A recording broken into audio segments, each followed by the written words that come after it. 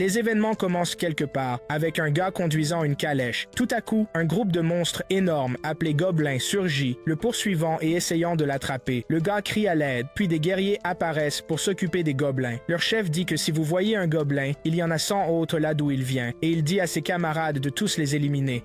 Un grand combat éclate contre les gobelins, les guerriers leur tranchant la tête avec des épées. Puis, un guerrier massif brandit une hache et coupe la tête d'un gobelin d'un seul coup, tandis que les autres finissent le reste. La scène change pour Vite, qui garde la porte du royaume et se plaint d'avoir faim. Les guerriers passent, et le grand guerrier mentionne qu'il a enfin atteint le niveau 6, après avoir chassé des gobelins toute la journée. Et ses amis décident d'encaisser la récompense et de la partager. Vite les entend et se dit qu'ils sont des chasseurs de gobelins, affirmant qu'il ne sera jamais l'un d'eux. Il met sa main sur son ventre, déprimé parce qu'il ne cesse de gargouiller. Il se rappelle qu'il souffre à cause de sa compétence appelée gloutonnerie, donc il devrait être reconnaissant d'avoir même un travail. Soudain, les frères et sœurs Valéric, un trio, apparaissent, et les habitants leur font place car ce sont des gardiens sacrés. Quelque chose tombe de la main d'un citoyen et heurte la chaussure de Ado, l'un des frères et sœurs. Le citoyen s'excuse, mais Ado le réprimande, le traitant de vermine, puis le repousse d'un coup de pied. Et la sœur de Ado, Mémile, intervient, menaçant le citoyen, disant qu'il devrait savoir ce qui se passe s'il insulte les chevaliers sacrés, disant que son coup sera tranché. À ce moment-là,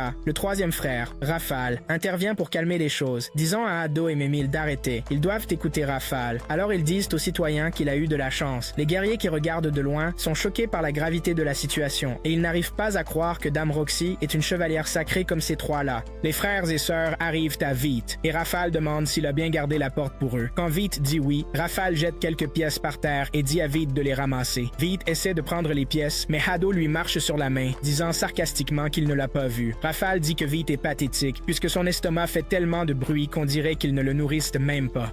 Puis Ado lui donne un coup de pied dans le ventre, demandant s'il essaie d'embarrasser la famille Valéric. Ado le frappe à nouveau, le traitant de vermine, tandis que Mémile lui demande qui le paie, disant que quelqu'un d'inutile comme lui ne gagnerait pas d'argent sans eux, donc il devrait être reconnaissant envers les chevaliers sacrés. Ado commence à lui crier de se lever, mais Vite ne peut pas parce qu'il est vraiment blessé. Rafale dit que Vite a besoin d'une leçon sévère. À ce moment-là, Roxy arrive et arrête les frères et sœurs, disant que frapper les citoyens qu'ils ont juré de protéger n'est pas ce qu'un chevalier sacré devrait faire. Elle leur rappelle que garder la porte est un devoir sacré. Rafale répond que donner du travail aux pauvres est aussi un devoir. Roxy regarde le pied de Ado sur le visage de Vite et demande si c'est vraiment nécessaire. Rafale trouve une excuse banale et emmène Ado et Mémile. Roxy court rapidement vers Vite, lui tend la main pour l'aider à se relever et lui demande s'il va bien.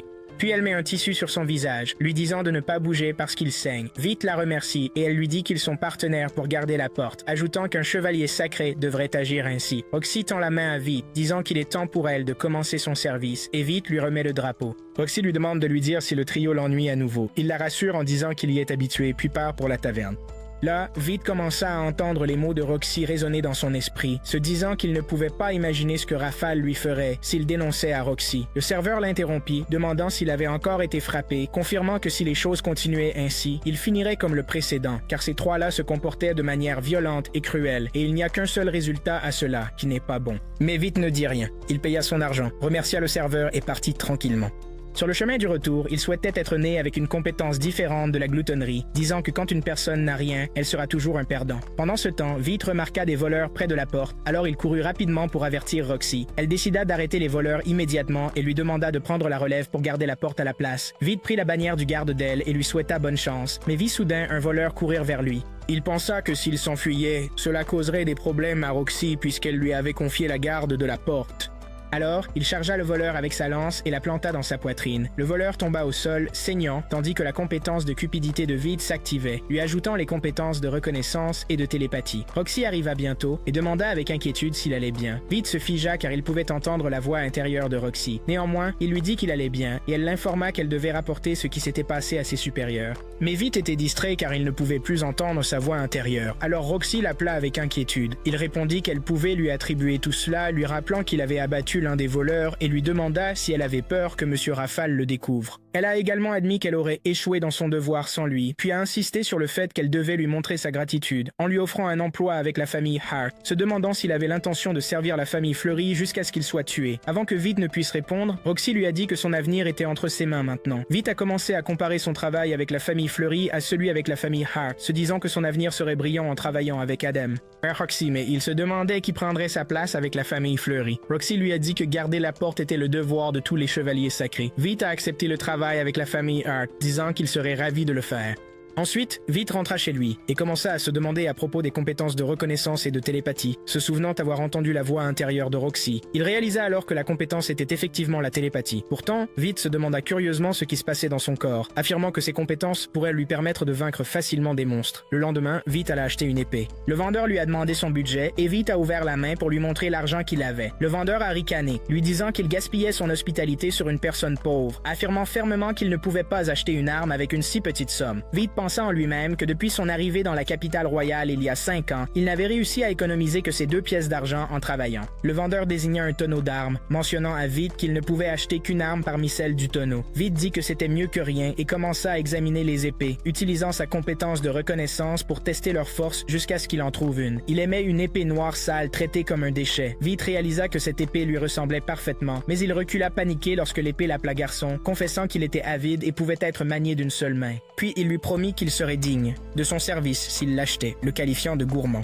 Vite a demandé comment il savait cela à son sujet et l'épée a répondu qu'ils avaient de nombreux traits communs. Pendant ce temps, Mamil transmettait la nouvelle de l'emploi de Vite chez les Hart à Rafale, suggérant que Roxy devrait recevoir une leçon pour avoir défié leur famille et tenter d'employer Vite sans les consulter. Rafale, indifférent, a répondu que beaucoup pouvaient prendre la place de Vite et que cela n'en valait pas la peine. Mamie lui rappela que Roxy s'était plainte de la façon dont ils effectuaient la garde. Rafale lui dit que les familles Hart et Fleury faisaient partie des 5 grandes familles qui soutenaient le royaume, donc il n'y avait pas de raison de compliquer les choses entre elles. Rafale se leva alors, disant qu'il était temps de se rendre au district militaire. Mamie lui demanda quel genre d'études il menait là-bas qui le rendait si enthousiaste. Rafale répondit que ses études visaient à découvrir le chemin vers l'immortalité. Ailleurs, Vite marchait avec son épée, qu'il informa qu'elle avait appris son nom. Soudain, l'épée alerta Vite, le prévenant d'un danger. Il se retourna immédiatement et abattit l'un des gobelins. À ce moment-là, la compétence de cupidité de Vite s'activa, ajoutant la compétence d'amélioration de la force à lui, et de nombreux autres gobelins apparurent. Vite pensa qu'ils avaient raison quand ils disaient que voir un gobelin signifiait qu'une centaine était proche derrière. Il chargea les gobelins avec son épée, la balançant à gauche et à droite jusqu'à ce qu'il élimine tous les gobelins. Vite remarqua alors que son estomac n'avait pas grondé de toute la journée. L'épée lui dit alors qu'il devrait remercier la compétence de cupidité, car d'habitude ses statistiques augmenteraient grâce au combat et son niveau monterait en fonction de l'expérience. Mais la compétence de cupidité vole des statistiques et des compétences sans bénéficier de l'expérience, donc il était toujours au niveau 1. Vite demanda à l'épée comment elle savait tout cela, et l'épée lui dit qu'ils étaient similaires de cette manière, confirmant que la compétence de cupidité allait à l'encontre de la loi sacrée.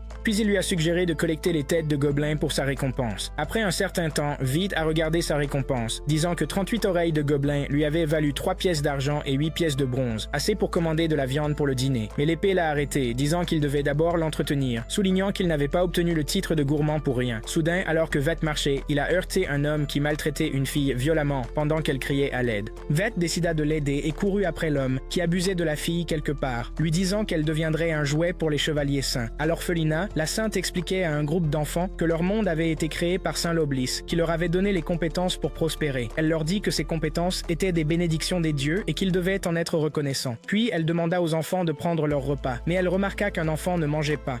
Alors la sainte lui a demandé s'il se sentait fatigué. L'enfant a grogné que Saint Lobélis était injuste parce que les chevaliers saints et les guerriers avaient des compétences incroyables, contrairement à lui qui avait une capacité faible. La sainte lui a rappelé que dans le passé, il n'y avait ni compétences, ni statistiques, ni même de monstres, et que tout le monde était égal. En entendant cela, l'enfant souhaita être né à cette époque et fondit en larmes. La sainte le réconforta, tandis qu'une autre nonne entra, disant qu'elle avait cherché partout Sahara, mais qu'elle chercherait aussi dans la ville. Pendant ce temps, le ravisseur retenait la petite fille quelque part, la tourmentant alors qu'elle pleurait de désespoir. Soudain, le ravisseur disparut et Vite apparut à la fille, lui assurant qu'elle irait bien. Il lui tendit la main et lui dit que c'était leur chance de s'échapper. Cependant, la voix du ravisseur interrompit, disant qu'il rencontrait des imbéciles comme Vite tous les jours, qui s'immisçaient par curiosité. Vite dégaina son épée, seulement pour être moqué par le ravisseur, qui demanda comment il pouvait se battre tout en protégeant la fille. L'enfant se cacha derrière Vite, qui se dit que sa priorité était de la garder en sécurité. À ce moment-là, son épée lui conseilla de reculer un peu parce que son adversaire pensait être plus fort et exploiterait cette confiance au bon moment.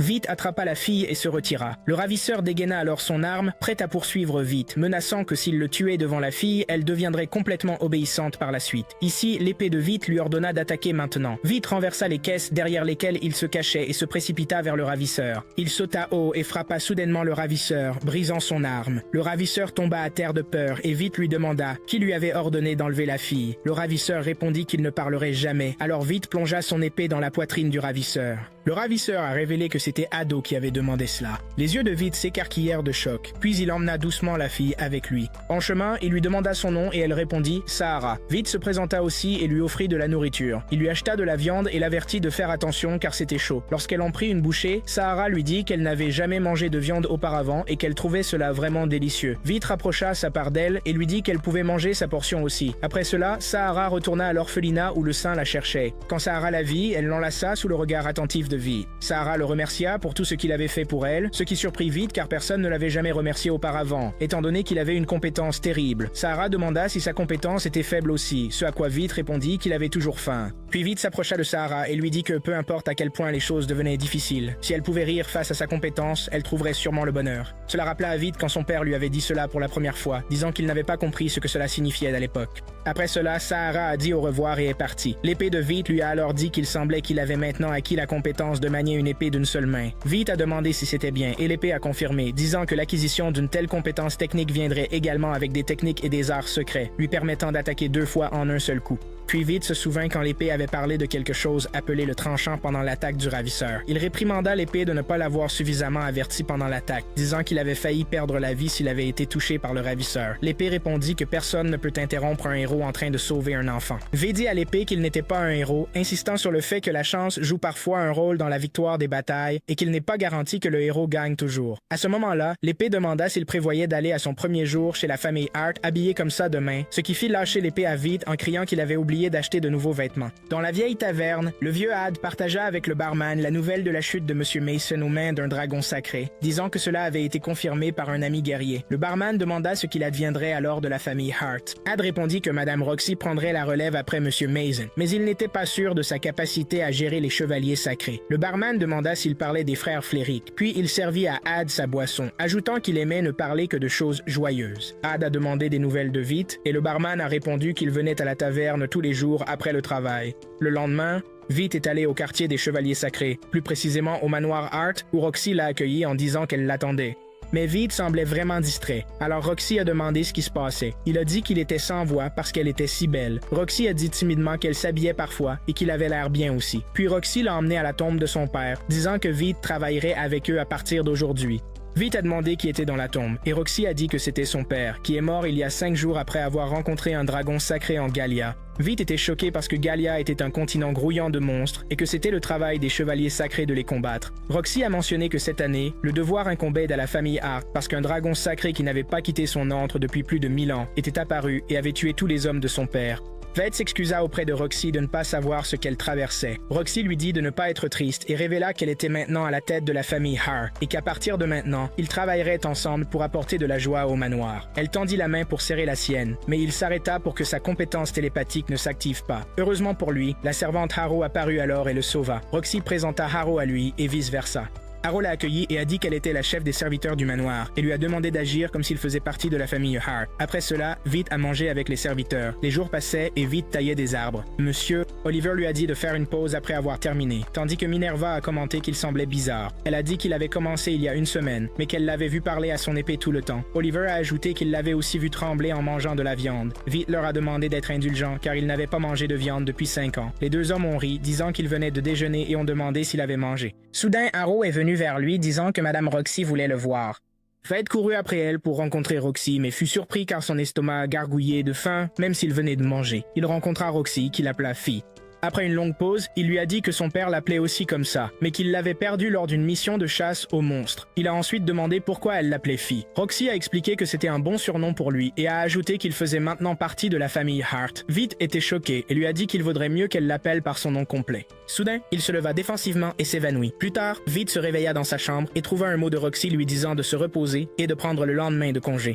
Puis il a demandé à son épée à vide pourquoi il se sentait si mal. L'épée à vide a expliqué que la compétence de gourmandise ne s'arrête pas une fois qu'elle goûte l'essence des âmes, ce qui signifie qu'il serait forcé de chasser des âmes pour les manger jusqu'à sa mort. Ignorer cela le laisserait mourir de faim ou perdre le contrôle et attaquer quiconque se trouve sur son chemin. Vette pensait que c'était impossible parce qu'il ne voulait pas devenir un monstre. L'épée à vide lui a dit que lorsque sa faim serait à son comble, cela se verrait dans ses yeux. Vite s'est regardé dans le miroir et l'a confirmé. L'épée à vide a insisté qu'il n'y avait plus de retour en arrière maintenant et l'a exhorté à sortir chasser des monstres pour gagner de l'argent.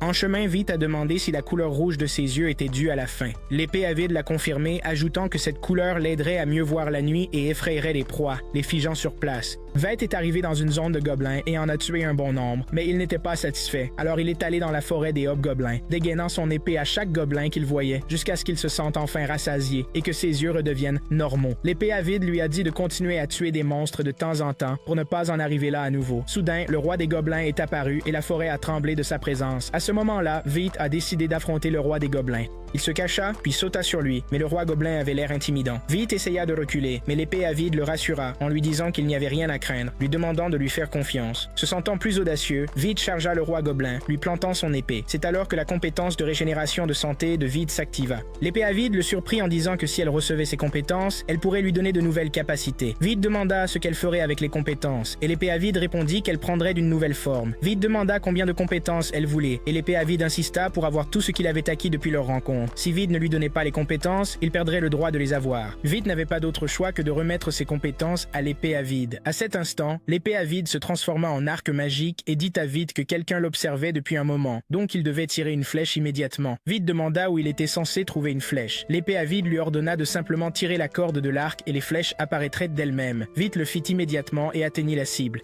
Le lendemain, Vite attrapa Roxy déguisée et lui demanda pourquoi elle était habillée ainsi, et si elle allait au château comme ça. Roxy lui chuchota qu'elle allait en ville pour une inspection secrète, ce qui, selon Vite, expliquait le déguisement. Puis elle lui dit de ne le dire à personne, surtout pas à Harrow.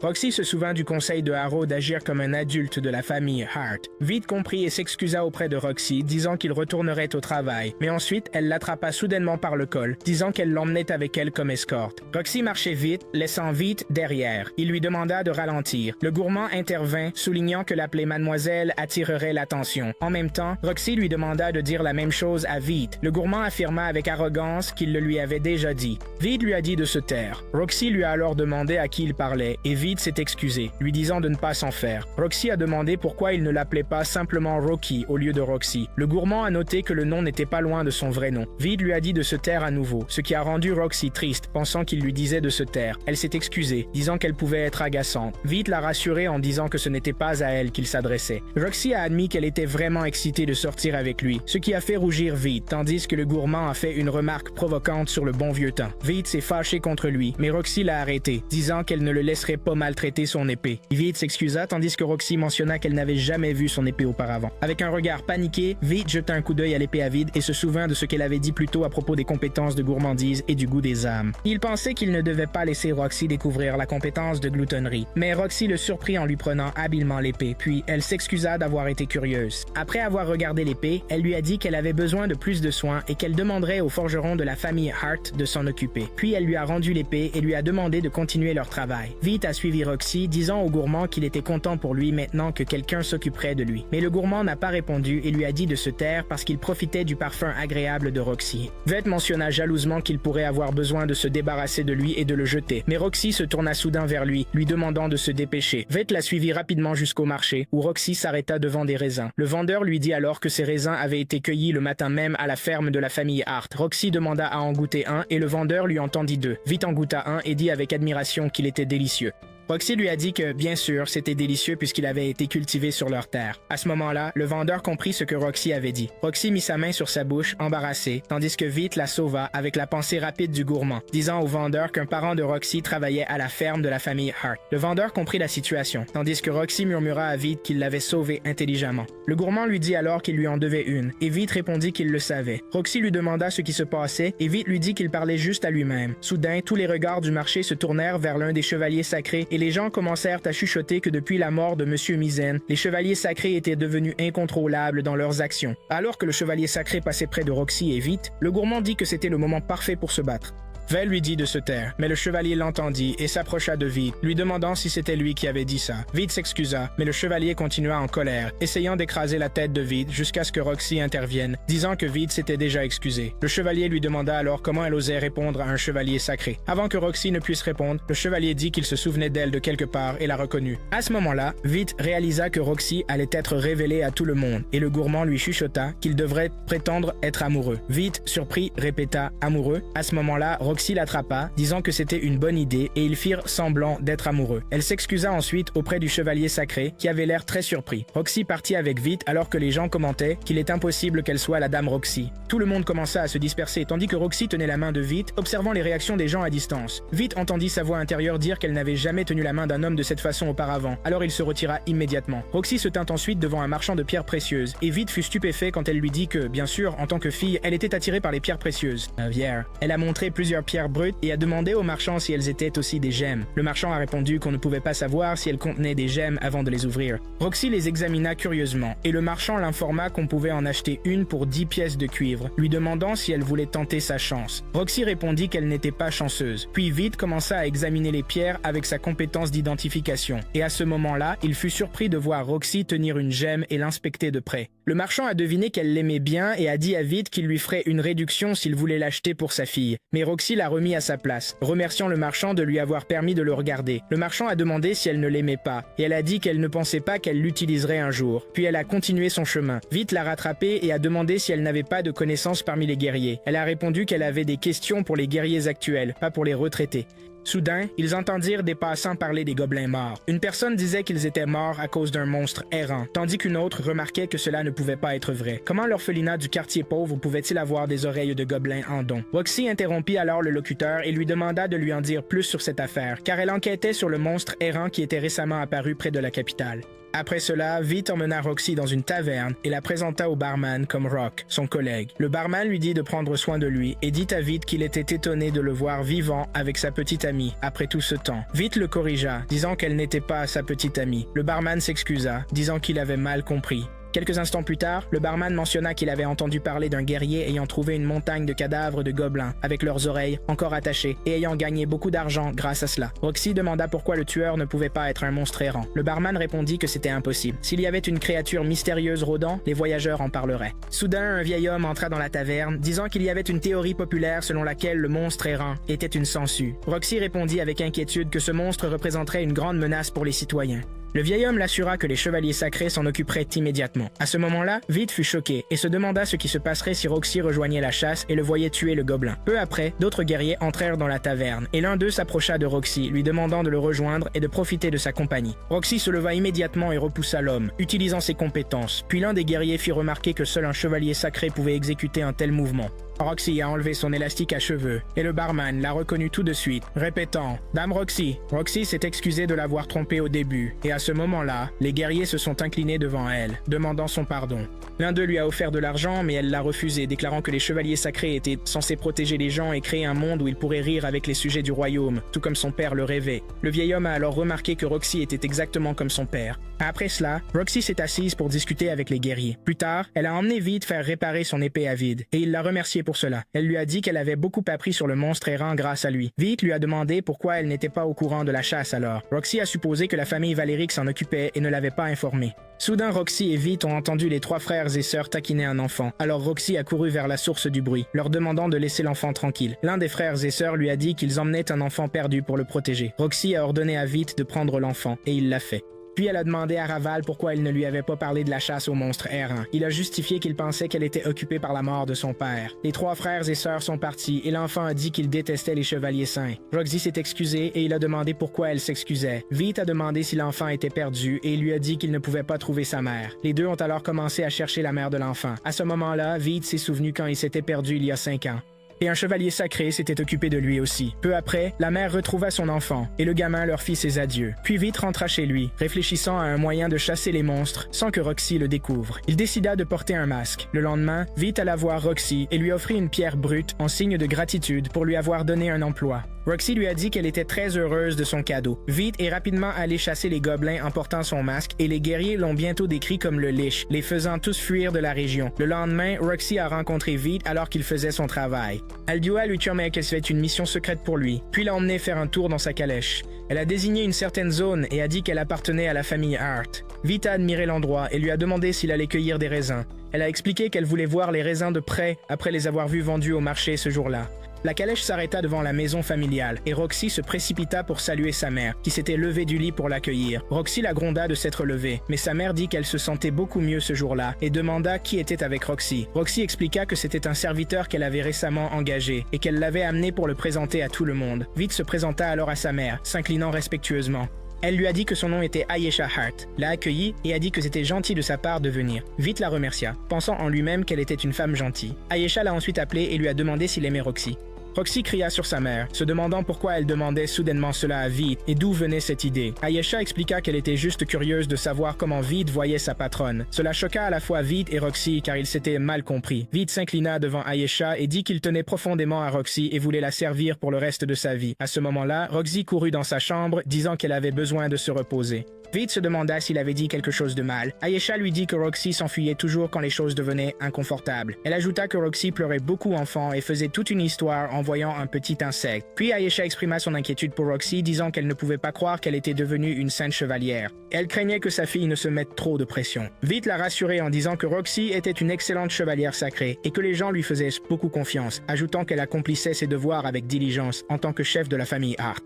Dans la chambre de Roxy, elle regarda ses affaires et se souvint du moment où son père lui avait appris à tenir une épée. Il lui avait dit qu'il n'arrivait pas à croire qu'elle voulait devenir une sainte chevalière. Roxy l'a assuré que son objectif était de devenir une sainte chevalière et de rire avec les gens. Son père avait répondu avec admiration, disant que c'était digne de la famille Hart. L'histoire a continué alors que Vite travaillait aux côtés des autres ouvriers dans la ferme de raisins. Un des ouvriers lui a offert du jus de raisin fraîchement pressé, disant que cela l'aiderait à combattre sa fatigue. L'ouvrier a fièrement mentionné que les seigneurs avaient été aidés dans cette ferme pendant des générations jusqu'à ce qu'ils obtiennent cette délicieuse saveur de raisin. Vite a alors demandé si Lord Mason avait aussi aidé. Le travailleur a répondu tristement qu'il avait entendu dire que Lord Mason était mort en Gallia et que sa mort avait dû être déchirante pour Lady Roxy, c'est pourquoi il n'était pas sûr qu'elle viendrait à la ferme cette année-là. Vite a alors demandé si Roxy aidait à la récolte chaque année. Le travailleur a confirmé cela, mais a également souligné qu'elle venait chasser les monstres, puisque la saison des récoltes pour la plupart des cultures signifiait que de nombreux monstres apparaîtraient à la recherche de nourriture. Le travailleur a pointé vers la vallée au nord et a dit qu'il faisait face à un monstre kobold dans cette zone. Juste à ce moment-là, le ventre de Vite gargouilla et le travailleur fit remarquer qu'il devait avoir faim après tout ce travail. La scène changea et Roxy ordonna à Vite de rentrer chez lui sans elle car elle avait encore beaucoup à faire à la ferme. Vite rentrait chez lui quand une femme croisa son chemin. Il s'arrêta et en la regardant, il remarqua que ses yeux étaient aussi rouges que les siens quand il devient avide. Vite perdit sa concentration un instant et la femme demanda s'il écoutait. Elle continua en disant qu'elle devait être arrivée tôt. Vite a demandé « En avance pourquoi ?» et elle a dit qu'elle était venue chasser le kobold. Puis elle lui a tourné le dos et lui a dit qu'il pouvait la chasser à la place, ce qui le laisserait en dette envers elle. Le cupide Vite demanda qui était la femme, sentant qu'elle savait quelque chose. Juste à ce moment-là, Roxy rejoignit Vite, regardant la femme et disant qu'elle semblait venir de Gallia. Vite demanda si Gallia n'avait pas été détruite, et Roxy confirma que c'était le cas, disant qu'il y a 1000 ans, Gallia était une grande puissance militaire, mais qu'elle avait été submergée par une vague de monstres qui avait conduit à l'effondrement de la nation. Vite répondit qu'il pourrait encore y avoir des survivants, mais Roxy déclara qu'elle n'avait pas encore rencontré de Galliane de sang pur. Vite marcha alors aux côtés de Roxy et lui demanda si elle irait bien seule en chassant des monstres. Elle lui dit qu'elle était une chevalière sacrée et qu'elle aurait aussi des guerriers travaillant avec elle. Après cela, les monstres kobolds ont détruit toutes les cultures de raisin. Alors Roxy et ses hommes se sont mis en embuscade pour abattre les kobolds. Quand Vite a repéré un kobold, il a commencé à baver, tandis que les guerriers disaient qu'ils n'avaient aucune chance contre ce monstre. Roxy leur a dit qu'elle le capturerait et le tuerait, et a demandé aux ouvriers de trouver un endroit sûr en attendant, tandis qu'elle ordonnait aux guerriers de se préparer au combat. Un guerrier lui a dit qu'ils auraient besoin d'une journée pour se préparer, et à ce moment-là, Vite s'est dit qu'affronter un monstre de niveau 50 dépassait ses capacités actuelles, mais il ne pouvait pas ignorer ce qui se passait dans les terres du cœur. La nuit, Vite est allé combattre les monstres kobolds, où la cupidité l'a transformé en arc, et il a commencé à tirer ses flèches sur les kobolds sans arrêt jusqu'à ce que le roi kobold attrape une de ses flèches. Vite a retiré sa flèche et s'est précipité vers le roi kobold rapidement, mais le roi l'a frappé à l'épaule, puis a exhalé une étrange énergie qui a projeté Vite dans un lac, le laissant inconscient. Cependant, Vite a fait semblant d'être inconscient.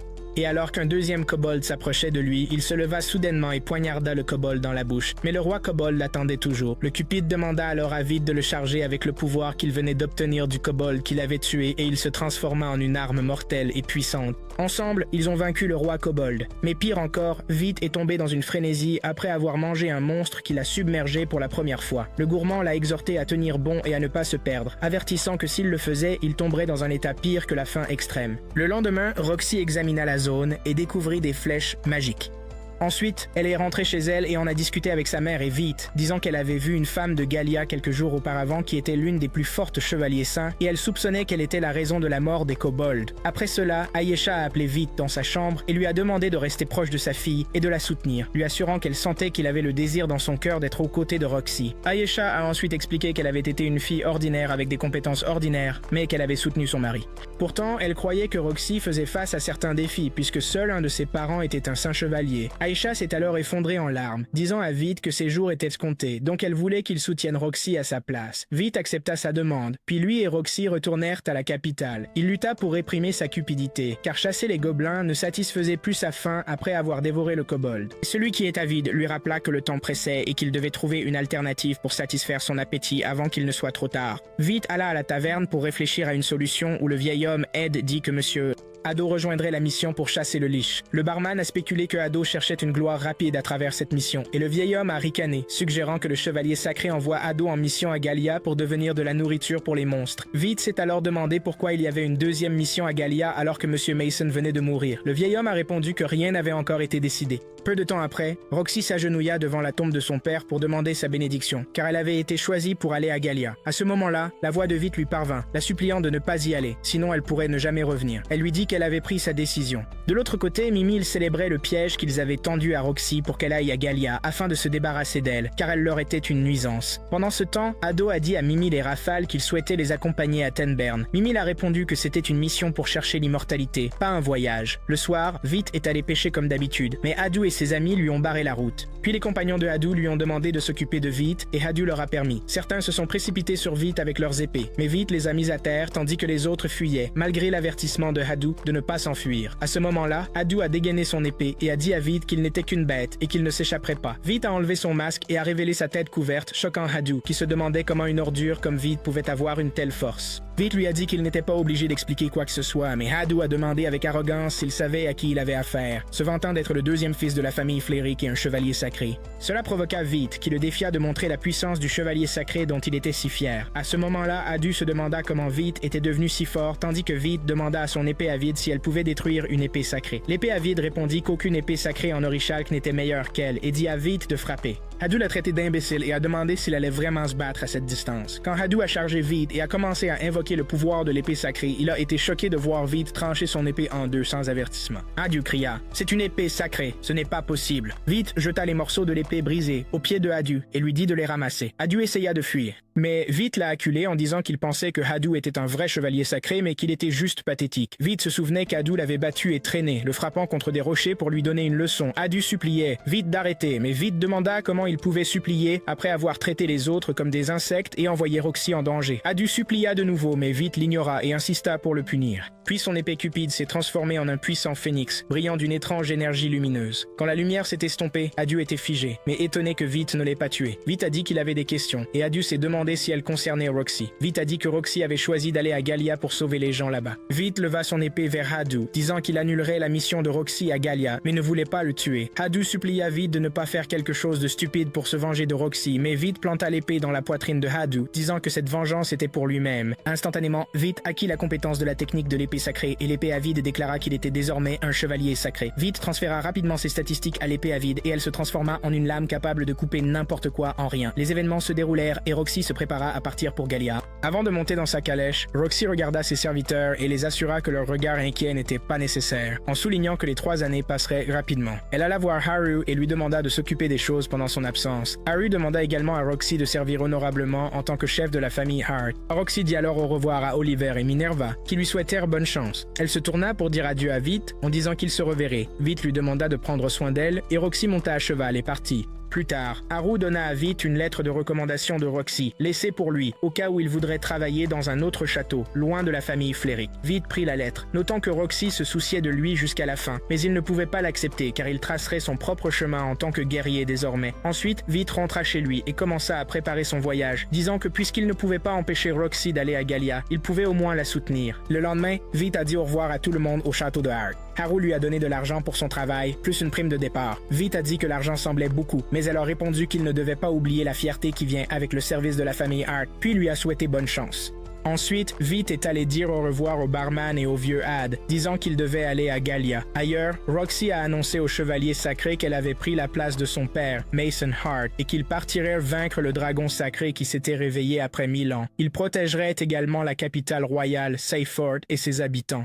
Après que Roxy ait fini de parler, elle a rencontré une fille nommée Myria, qui lui a dit qu'elle serait avec elle où qu'elle aille. Puis une autre personne nommée Mogun s'est approchée. Mogun s'est porté volontaire pour aller à Gallia également. Et ensuite Myria l'a taquiné en disant que les gars comme lui prennent plaisir à voir une catastrophe naturelle en direct, le dragon sacré. Elle l'a accusé de vouloir simplement trouver une occasion de tester ses compétences. Mogun répondit qu'il ne pouvait pas nier que la plupart des guerriers cherchent des occasions de voir à quel point ils sont vraiment bons. Myria l'appela un guerrier stupide, puis Roxy lui dit qu'elle allait trop loin. Mogun expliqua qu'il s'était porté volontaire principalement à cause de Monsieur et Mason, sous lequel il avait travaillé auparavant, et il voulait se venger pour lui. Roxy le remercia et demanda si sa famille serait d'accord pour qu'il aille à Gallia. Mogun a répondu que sa fille, Ren, lui avait demandé de rapporter des reliques de Gallia. Roxy était surprise et a demandé « Des reliques ?» Mogun a dit qu'il venait d'une longue lignée de chercheurs et qu'il était le seul guerrier de la famille. Pendant ce temps, le chercheur dans le laboratoire parlait à Ren des échantillons de gobelins tués par le liche connu sous le nom de The Corpse, disant que les flèches qui avaient touché le gobelin n'étaient pas ordinaires. Ren regarda les échantillons pensivement et dit que c'était des flèches magiques. Puis elle regarda dans l'un des livres et dit « Ces flèches magiques sont dans une épée noire, qui est l'une des armes des péchés capitaux. » Le chercheur lui demanda ce que signifiait les péchés capitaux et Ren répondit qu'elle ne savait pas. Ren souhaitait pouvoir voir l'une de ces armes des péchés capitaux. De l'autre côté, le conducteur de la calèche de Vite annonça qu'ils allaient bientôt arriver à Tetra, une ville où l'on trouve les meilleurs produits du sud. Vite descendit à Tetra et dit à Greedy que Tetra n'avait pas beaucoup changé. Il y était passé il y a 5 ans en route pour la capitale. Après cela, Vite rencontra un capitaine de calèche et lui demanda s'il se rendait à Gallia. Le conducteur a répondu qu'il partirait demain, car s'il voyageait la nuit, des monstres l'attaqueraient, lui demandant de revenir le matin. À ce moment-là, Greedy a suggéré qu'il mange et recueille des informations jusqu'au matin, et peut-être qu'il pourrait acheter un nouveau fourreau puisque Vite avait appris la technique de l'épée sainte. Vite a accepté sa suggestion. Pendant ce temps, un gars offrait de l'argent aux guerriers pour sauver son village et chasser les monstres, mais l'un des guerriers s'est moqué de lui et a commencé à l'insulter. Juste à ce moment-là, Vite est arrivé et a repoussé le guerrier. Un autre guerrier a essayé d'attaquer Vite, mais il s'est défendu. L'homme a remercié Vite de l'avoir sauvé et Vite lui a dit qu'il ne l'avait pas vu depuis un moment, l'appelant Sith. Il se souvint alors comment Sith et les autres enfants avaient l'habitude de l'intimider, le traitant de perdant et lui lançant des pierres. À l'époque, Vite s'est tourné vers l'étude de la médecine par les plantes, après avoir découvert que son père se blessait souvent en chassant des monstres. Puis un jour, son père est mort, et Vite s'est assis en pleurant sur la tombe de son père, mais les villageois n'ont montré aucune sympathie, lui disant de partir parce qu'il était un échec, et ils ont commencé à lui jeter des pierres. Maintenant, Sith s'agenouilla devant Vite, lui demandant son aide. Sith était le fils du chef du village qui avait causé l'exil de Vite. Vite resta silencieux un moment, et Greedy lui dit qu'il devait freiner sa cupidité, ce qui lui serait bénéfique. Vite accepta de s'occuper des monstres du village. Puis Sith emmena Vite avec lui au village. Là, les villageois commentèrent que Sith avait ramené les déchets qu'ils avaient expulsés du village et ne pouvait même pas engager de vrais guerriers. Sith répondit qu'il avait vu lui-même la force de Vite et que Vite était devenu un guerrier fort. À ce moment-là, quelqu'un dit qu'il amènerait un autre guerrier demain. Un autre répondit qu'ils entendaient des cris venant de la forêt voisine depuis hier et qu'ils pourraient ne pas tenir jusqu'à demain. Leur chef décida d'utiliser Vite comme sacrifice jusqu'au matin. Si demanda à Vite d'ignorer leurs paroles et de laisser tomber. Si a ensuite hébergé Vite chez lui et s'est excusé. Vite lui a dit qu'il y était habitué et a demandé des nouvelles de sa femme. Si lui a dit que les monstres l'avaient atteinte. Puis la fille de Sith est apparue et elle a dit à Vite qu'elle avait réalisé qu'elle devait changer depuis la naissance de sa fille. Elle lui a dit qu'elle voyait qu'il avait effectivement changé. Tuce lui a demandé à propos des monstres et Sith lui a dit que les monstres étaient apparus il y a 1 mois et qu'ils pouvaient voler. Les villageois avaient décidé d'engager des guerriers parce que les monstres ne ressemblaient à aucun de ceux qu'ils avaient affrontés auparavant. Bientôt, l'estomac de Vite gargouilla et Sith alla chercher de la nourriture tandis que Greedy mentionna qu'ils avaient affaire à des monstres gargouilles, connus pour être intelligents. Soudain, la fille de Sith demanda à Vite à qui il parlait et il lui dit qu'il parlait à lui-même. Puis la petite fille donna des bonbons à Vite. Peu après, Sith revint avec de la nourriture. Et Vite le mangea, perdant rapidement connaissance. À ce moment-là, la petite fille avoua à son père qu'elle avait donné à Vite le bonbon que son grand-père lui avait offert, et Sith comprit que Vite avait pris un bonbon drogué. En même temps, les monstres gargouilles attaquèrent le village tandis que Vite était inconscient, malgré les efforts de Sayid pour le réveiller. Le chef commença à appeler ses partisans pour amener Vite afin qu'ils puissent l'offrir en sacrifice aux monstres. Pendant ce temps, Sayid prépara un antidote pour ranimer Vite. Après que Vite ait bu l'antidote, il se réveilla et Sayid s'excusa, expliquant que son père l'avait drogué. Vite lui dit de rester à l'intérieur avant de dégainer son épée et de sortir, seulement pour découvrir que les monstres gargouilles mettaient le feu à tout le village, transformant l'endroit en cauchemar. Vite se figea de peur devant une gargouille qui crachait du feu comme une boule de feu. Sayid suggéra alors à Vite d'utiliser l'arme de la grande faux. Étonnamment, l'épée de Vite, Greedy, se transforma en grande faux, lui permettant de couper le gargouille en deux. Il acquit également la la compétence de boule de feu. À ce moment-là, Veet avait vaincu le gargouille, ne laissant que leur chef qui possédait des compétences de boule de feu et de résistance au feu. Saïd a dit à Veet que le chef s'approcherait pour lui lancer une boule de feu et que ce serait leur chance d'attaquer. Comme prévu, le chef gargouille s'approcha pour cracher du feu, mais Veet sauta et l'abattit avec la grande faux. À ce moment-là, Veet acquit la compétence de résistance au feu. Le lendemain, Saïd et Veet examinèrent la dévastation causée par les monstres gargouilles. Saïd mentionna que son père était mort et que seul lui et quelques villageois avaient survécu, ce qui signifiait que le village était fini. Veet ramassa des herbes et dit qu'il ne pourrait plus rien cultiver. Saïd a demandé s'il pouvait utiliser la compétence d'identification, et Veet l'a confirmé. Saïd se demanda alors pourquoi Veet avait choisi de devenir un guerrier puisqu'il pouvait gagner beaucoup en utilisant cette compétence. Veet lui dit qu'il n'avait pas d'autre choix que de se battre. À ce moment-là, Saïd exprima ses regrets pour ce qu'il avait fait à Veet dans le passé et lui demanda de le frapper pour expier cela. Greedy lui rappela que Saïd ne trouverait pas la paix tant que Veet ne l'aurait pas fait. Veet frappa alors Saïd violemment au visage et Saïd le remercia. Veet lui a alors dit de s'occuper de sa fille avant d'aller sur la tombe de son père. Il a admis qu'il détestait voir le village disparaître malgré tous ses défauts.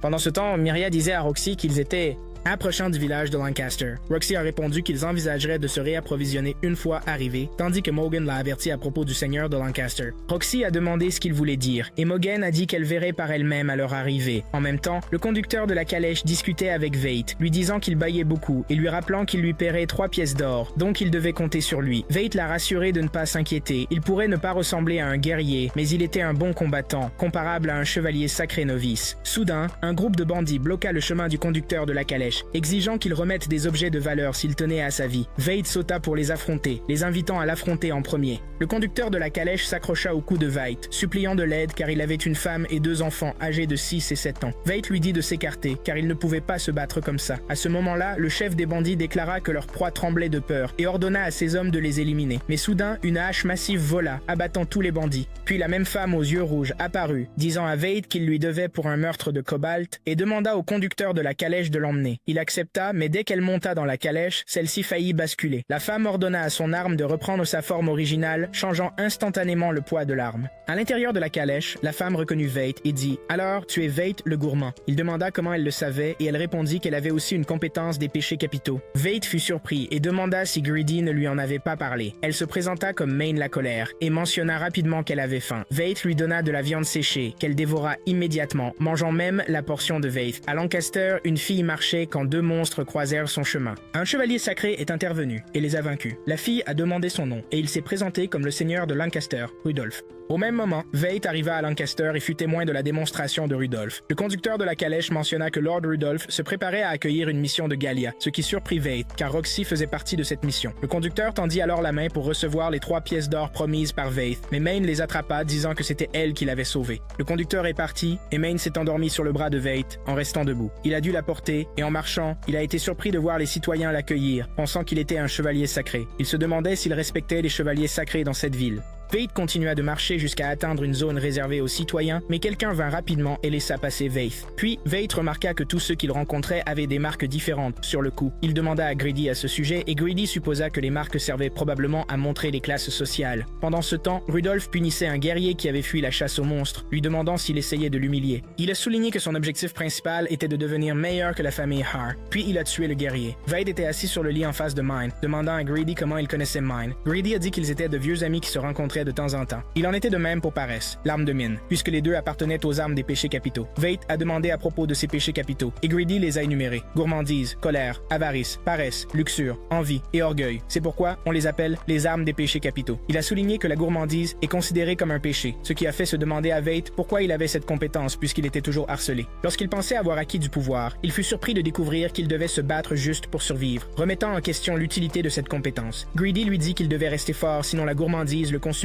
un jour. Il expliqua que la clé pour y résister était de rester proche de la faim et de satisfaire sa cupidité lentement. Plus tard, Veet est allé chasser un monstre de sable. Il a tiré une flèche de boule de feu dessus, mais a été surpris par plusieurs autres monstres de sable. Pendant ce temps, Min s'est réveillée à l'auberge en ayant faim. Elle est descendue et a été surprise de voir une prime pour quiconque vainquait un golem de sable. Quelqu'un a mentionné que même Lord Rudolf n'avait pas pu vaincre le golem de sable, avertissant que s'il restait en vie, les gens continueraient à mourir. Veet a réussi à vaincre le golem de sable et Greedy lui a dit qu'il pouvait sentir un monstre couronné qui pourrait être un plat spécial ce soir. Certains guerriers étaient piégés par ce monstre, incertains de la manière de s'en occuper. Soudain, Veit apparut et tira une boule de feu de son arc, déclarant que le monstre était sa proie. Un guerrier l'avertit qu'il ne pouvait pas le vaincre seul, mais Veit s'en moquait. Le monstre lança rapidement des boules de feu sur Veit, mais il les esquiva. Greedy l'avertit que le monstre créerait une tempête de sable et essaierait de l'écraser avec des rochers après l'avoir attiré à l'intérieur. Veit transforma Greedy en l'arme du grand faucheur et se prépara à attaquer. Veit tomba sur le monstre avec le grand faucheur, faisant tomber le noyau du monstre dans le sable. Veit changea son arme pour le faucon mécanique et détruisit le cœur du monstre dans le sable, acquérant la compétence tempête de sable. Les guerriers remarquèrent qu'ils n'avaient jamais vu un combattant créer un tel chaos. L'un d'eux s'approcha de Veit pour le remercier de les avoir sauvés, se présentant comme barde. Veit dit qu'il pouvait aussi l'appeler les cadavres. Quand Veit retourna à l'auberge, il trouva Mine se préparant à chasser le golem de sable. Il la choqua en disant qu'il l'avait déjà vaincu. Mine cria qu'il avait pris sa récompense et Veit la calma, promettant de lui donner la moitié de ce qu'il obtiendrait. Ils sont allés ensemble réclamer la récompense, qui était de 100 pièces d'or. Soudain, Veit fut acculé par Lord Rudolph et ses hommes, qui exigèrent que Veit devienne son serviteur puisqu'il avait vaincu le golem de sable. Rudolph insista sur le fait qu'il n'avait pas le droit de refuser. Mine intervint et dit qu'elle avait eu Veit en premier, mais Rudolph se moqua d'elle, disant qu'une fille comme elle devrait rester à la maison et boire le lait de sa mère. Mine a balancé sa hache sur lui, créant un trou dans le mur à travers lequel Rudolph a volé. Quand Veit l'a réprimandé, elle lui a dit qu'elle n'était pas une enfant.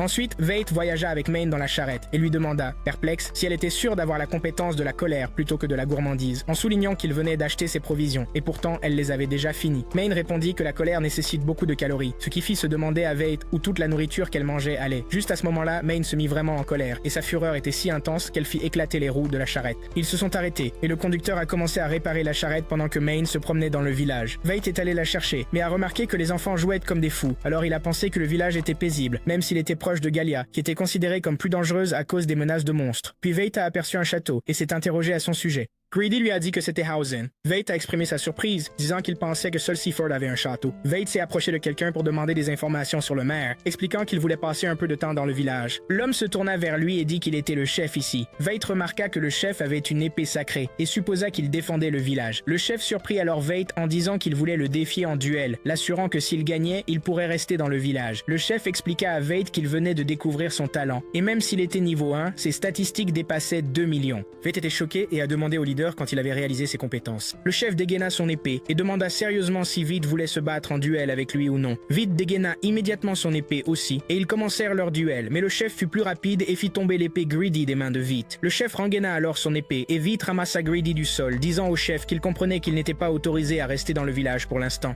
Cependant, le chef lui a dit qu'il était le bienvenu, mais seulement s'il s'entraînait sous sa direction pendant son séjour au village. Veit a demandé pourquoi il voulait l'entraîner et le chef a répondu que c'était juste un caprice d'un vieil homme. Il expliqua à Veit qu'il ne savait pas comment gérer la reconnaissance et ne profitait pas pleinement de ses autres compétences. Quand le chef dit à Veit qu'il sentait que son corps ne pouvait pas encore gérer sa nouvelle force, Veit fut stupéfait. Le chef ajouta qu'il ne perdrait rien à suivre ses conseils. Veit réfléchit un instant et se dit qu'il ne rencontrait pas un chevalier sacré tous les jours. De plus, l'homme était prêt à lui enseigner gratuitement. Veit s'inclina alors devant le leader et se présenta, qui lui dit que son nom était Harun. Juste à ce moment-là, Maine arriva et Harun demanda à Veit si elle était sa compagne. Veit le confirma et Harun l'examina rapidement, disant qu'elle était effectivement une guerrière de haut niveau. À ce moment-là, Maine désigna un endroit, disant à Veit qu'il pouvait camper là. Veit répondit qu'il avait déjà trouvé un endroit où séjourner. Après cela, des choses se sont passées, et pendant que Maine dormait dans son lit, Harun enseignait d'abord à Veit le combat à main nue, ainsi que la gestion de ses statistiques. Harun dit à Veit qu'il savait qu'il avait des difficultés avec cela. Veit était choqué, et Harun expliqua que tous les guerriers qui gagnent soudainement en force rencontrent ce problème. Harun commença alors à donner des instructions à Veit sur la façon de gérer ses statistiques, lui demandant de rester calme et de bien se détendre car plus il était tendu, plus ses mouvements devenaient faibles. Harun expliqua que la détente génère une grande force subconsciente chez un guerrier. À ce moment-là, Maine se réveilla et s'assit pour les regarder de loin, se plaignant d'avoir faim, tandis que Veit donnait tout pendant l'entraînement. Soudain, un des yeux de Veit changea de couleur, et il ressentit une poussée de gourmandise. Harun le remarqua et demanda si quelque chose n'allait pas, mais Veit ignora la question et commença à bouger plus vite et à s'immerger davantage dans l'entraînement. Harun lui dit qu'il bougeait plus vite maintenant. Veit a dit que Harun était un bon professeur. Harun s'est rapidement déplacé pour donner un coup de pied à Veit, mais Veit a été plus rapide et a esquivé. L'entraînement s'est terminé, et Harun a dit que demain il ferait un combat réel. Puis, Harun est entré à l'intérieur. Veit a senti un monstre et a pensé qu'une bête était dans le château, mais il a entendu Harun l'appeler. Alors il est allé vers lui, surpris de voir Maine endormi par terre, après avoir fait un désordre et renversé de la nourriture partout. Veit s'est excusé auprès de Harun, qui a dit qu'il demanderait aux villageois de partager de la nourriture. Après le départ de Harun pour chercher de la nourriture, Veit fut surpris de voir Harun avec son fils et sa femme. Puis, Greedy dit que le fils de Harun ressemblait à Veet. Veet se dit qu'il devait y avoir une raison pour laquelle Harun était le chef du village dans un endroit si reculé. Le lendemain, Harun lança un bâton à Veet et lui demanda de bloquer ses attaques d'épée avec. Veet a dit que le bâton se casserait à coup sûr. Harun a dit qu'il devait trouver une solution. Harun a rapidement chargé Veet avec l'épée, mais Veet l'a bloqué avec le bâton sans qu'il ne se casse. Harun a dit sérieusement que Veet pouvait maintenant contrôler ses statistiques. Ensuite, Veet s'assit à la table pour manger avec Harun, qui demanda s'il partait demain. Veet répondit oui, remerciant Harun pour son hospitalité envers lui et Maine, et demanda à Maine de le remercier aussi. Mais Maine dévorait sa nourriture. Veet s'excusa auprès de Harun pour le comportement de Maine, et Harun dit qu'il avait beaucoup de viande et de légumes, et de laisser Maine manger jusqu'à ce qu'elle soit rassasiée. Après cela, Veet remarqua qu'Harun regardait constamment le château de Huzen et demanda pourquoi. Harun dit que c'était son château, mais qu'il avait dû fuir il y a 15 ans sur ordre royal parce que sa famille et son peuple étaient victimes d'un monstre de la couronne. Depuis lors, Huzen avait été contrôlé par Lord Lish, le messager de la mort, et sa famille était toujours sous son emprise. Soudain, Veet se leva et dit qu'il devait sortir un moment. Harun le suivit, devinant qu'il se rendait au château, et dit qu'il irait avec lui. Puis Maine arriva et dit qu'elle protégerait le village pendant leur absence pour 50 pièces d'or. Bientôt, Veet et Harun se rendirent au château, où Harun fut surpris que Veet ait abattu quelqu'un avec des flèches magiques améliorées par la pétrification grâce à la compétence de tempête de sable. Harun dit que cette technique n'était plus étudiée dans la capitale car elle était trop complexe. Ils ont continué, et des squelettes les ont entourés. Ils ont tous les deux montré leurs compétences en combattant les squelettes.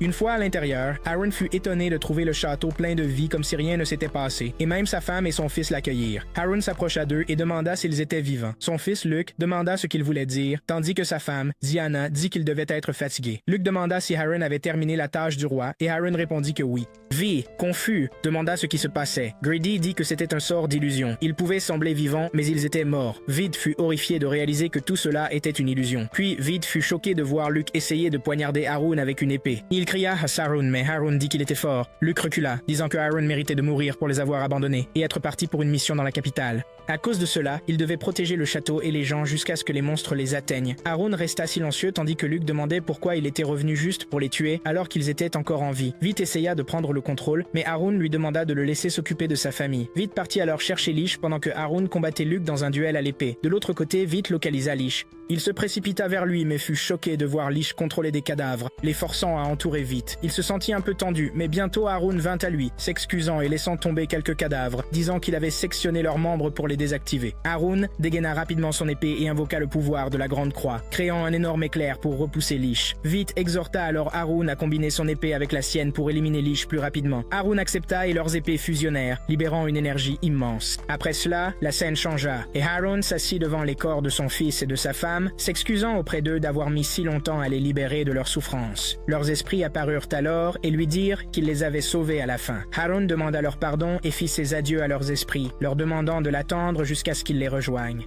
Après qu'Harun ait fini de dire au revoir, il a dit à Vid qu'il restait encore des squelettes à gérer, et Vid l'a rejoint. Ils sont ensuite revenus tard chez Maine, qui les a réprimandés. Vid l'a calmé, tandis que Harun lui donnait plus d'argent qu'elle n'en avait demandé. Vid l'a traité de mercenaire à Vid. Elle lui a dit qu'il fallait de l'argent pour reconstruire tout un village, et qu'il le saurait s'il vivait assez longtemps. Harun s'est alors souvenu qu'il avait vu Maine il y a 50 ans, lorsque les monstres étaient apparus pour la première fois, lui disant qu'elle n'avait pas changé depuis, et avait toujours un regard perçant. Elle répondit que peut-être il la rattraperait si, niveau après un millénaire, soulignant qu'elle était un spectre à qui il n'était pas permis de mourir. Ved demanda alors avec surprise. « Spectre ?» Maine continua, disant qu'il devrait la rembourser maintenant.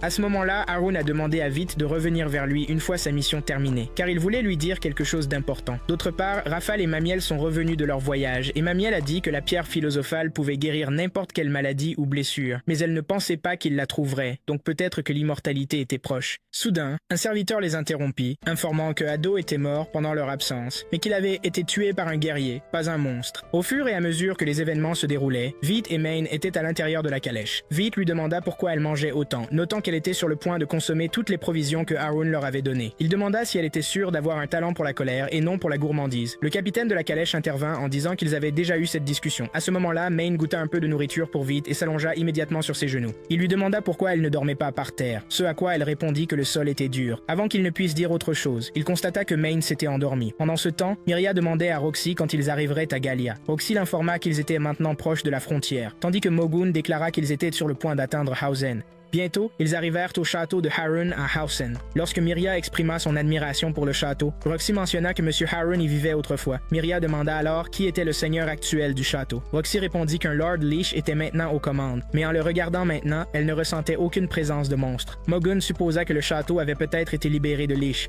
Juste à ce moment-là, Harun les a accueillis après s'être présentés. Miria lui a impulsivement demandé s'il n'avait pas pris sa retraite, ce pourquoi Roxy l'a réprimandé. Mogun s'est incliné devant Harun, déclarant qu'il était honoré de rencontrer le chef de la famille Barbatos, l'une des 5 grandes familles, et qu'il n'en revenait pas de rencontrer le maître épéiste, Harun Barbatos, connu comme l'épée de lumière. À ce moment-là, Roxy s'excusa auprès de Harun pour avoir fait irruption à Hausen de cette manière. À sa surprise, Harun remarqua qu'elle avait beaucoup grandi. Lorsqu'elle lui demanda comment il la connaissait, il lui dit qu'il était un vieil ami de Mason et Aisha, et qu'il était en fait celui qui lui avait donné son nom à sa naissance. Roxy fut stupéfaite, disant que ses parents ne l'avaient jamais mentionné auparavant. Mogun la taquina, disant qu'il était jaloux parce qu'un héros comme Harun l'avait nommé. Harun précisa qu'il était autrefois un héros et continua, expliquant qu'après avoir échoué à protéger les gens qu'il était censé protéger, il n'avait plus ressenti le besoin de se battre. Roxy lui demanda avec scepticisme s'il s'était occupé de Lord Leash, et Harun lui dit qu'un jeune homme l'avait aidé avec ça.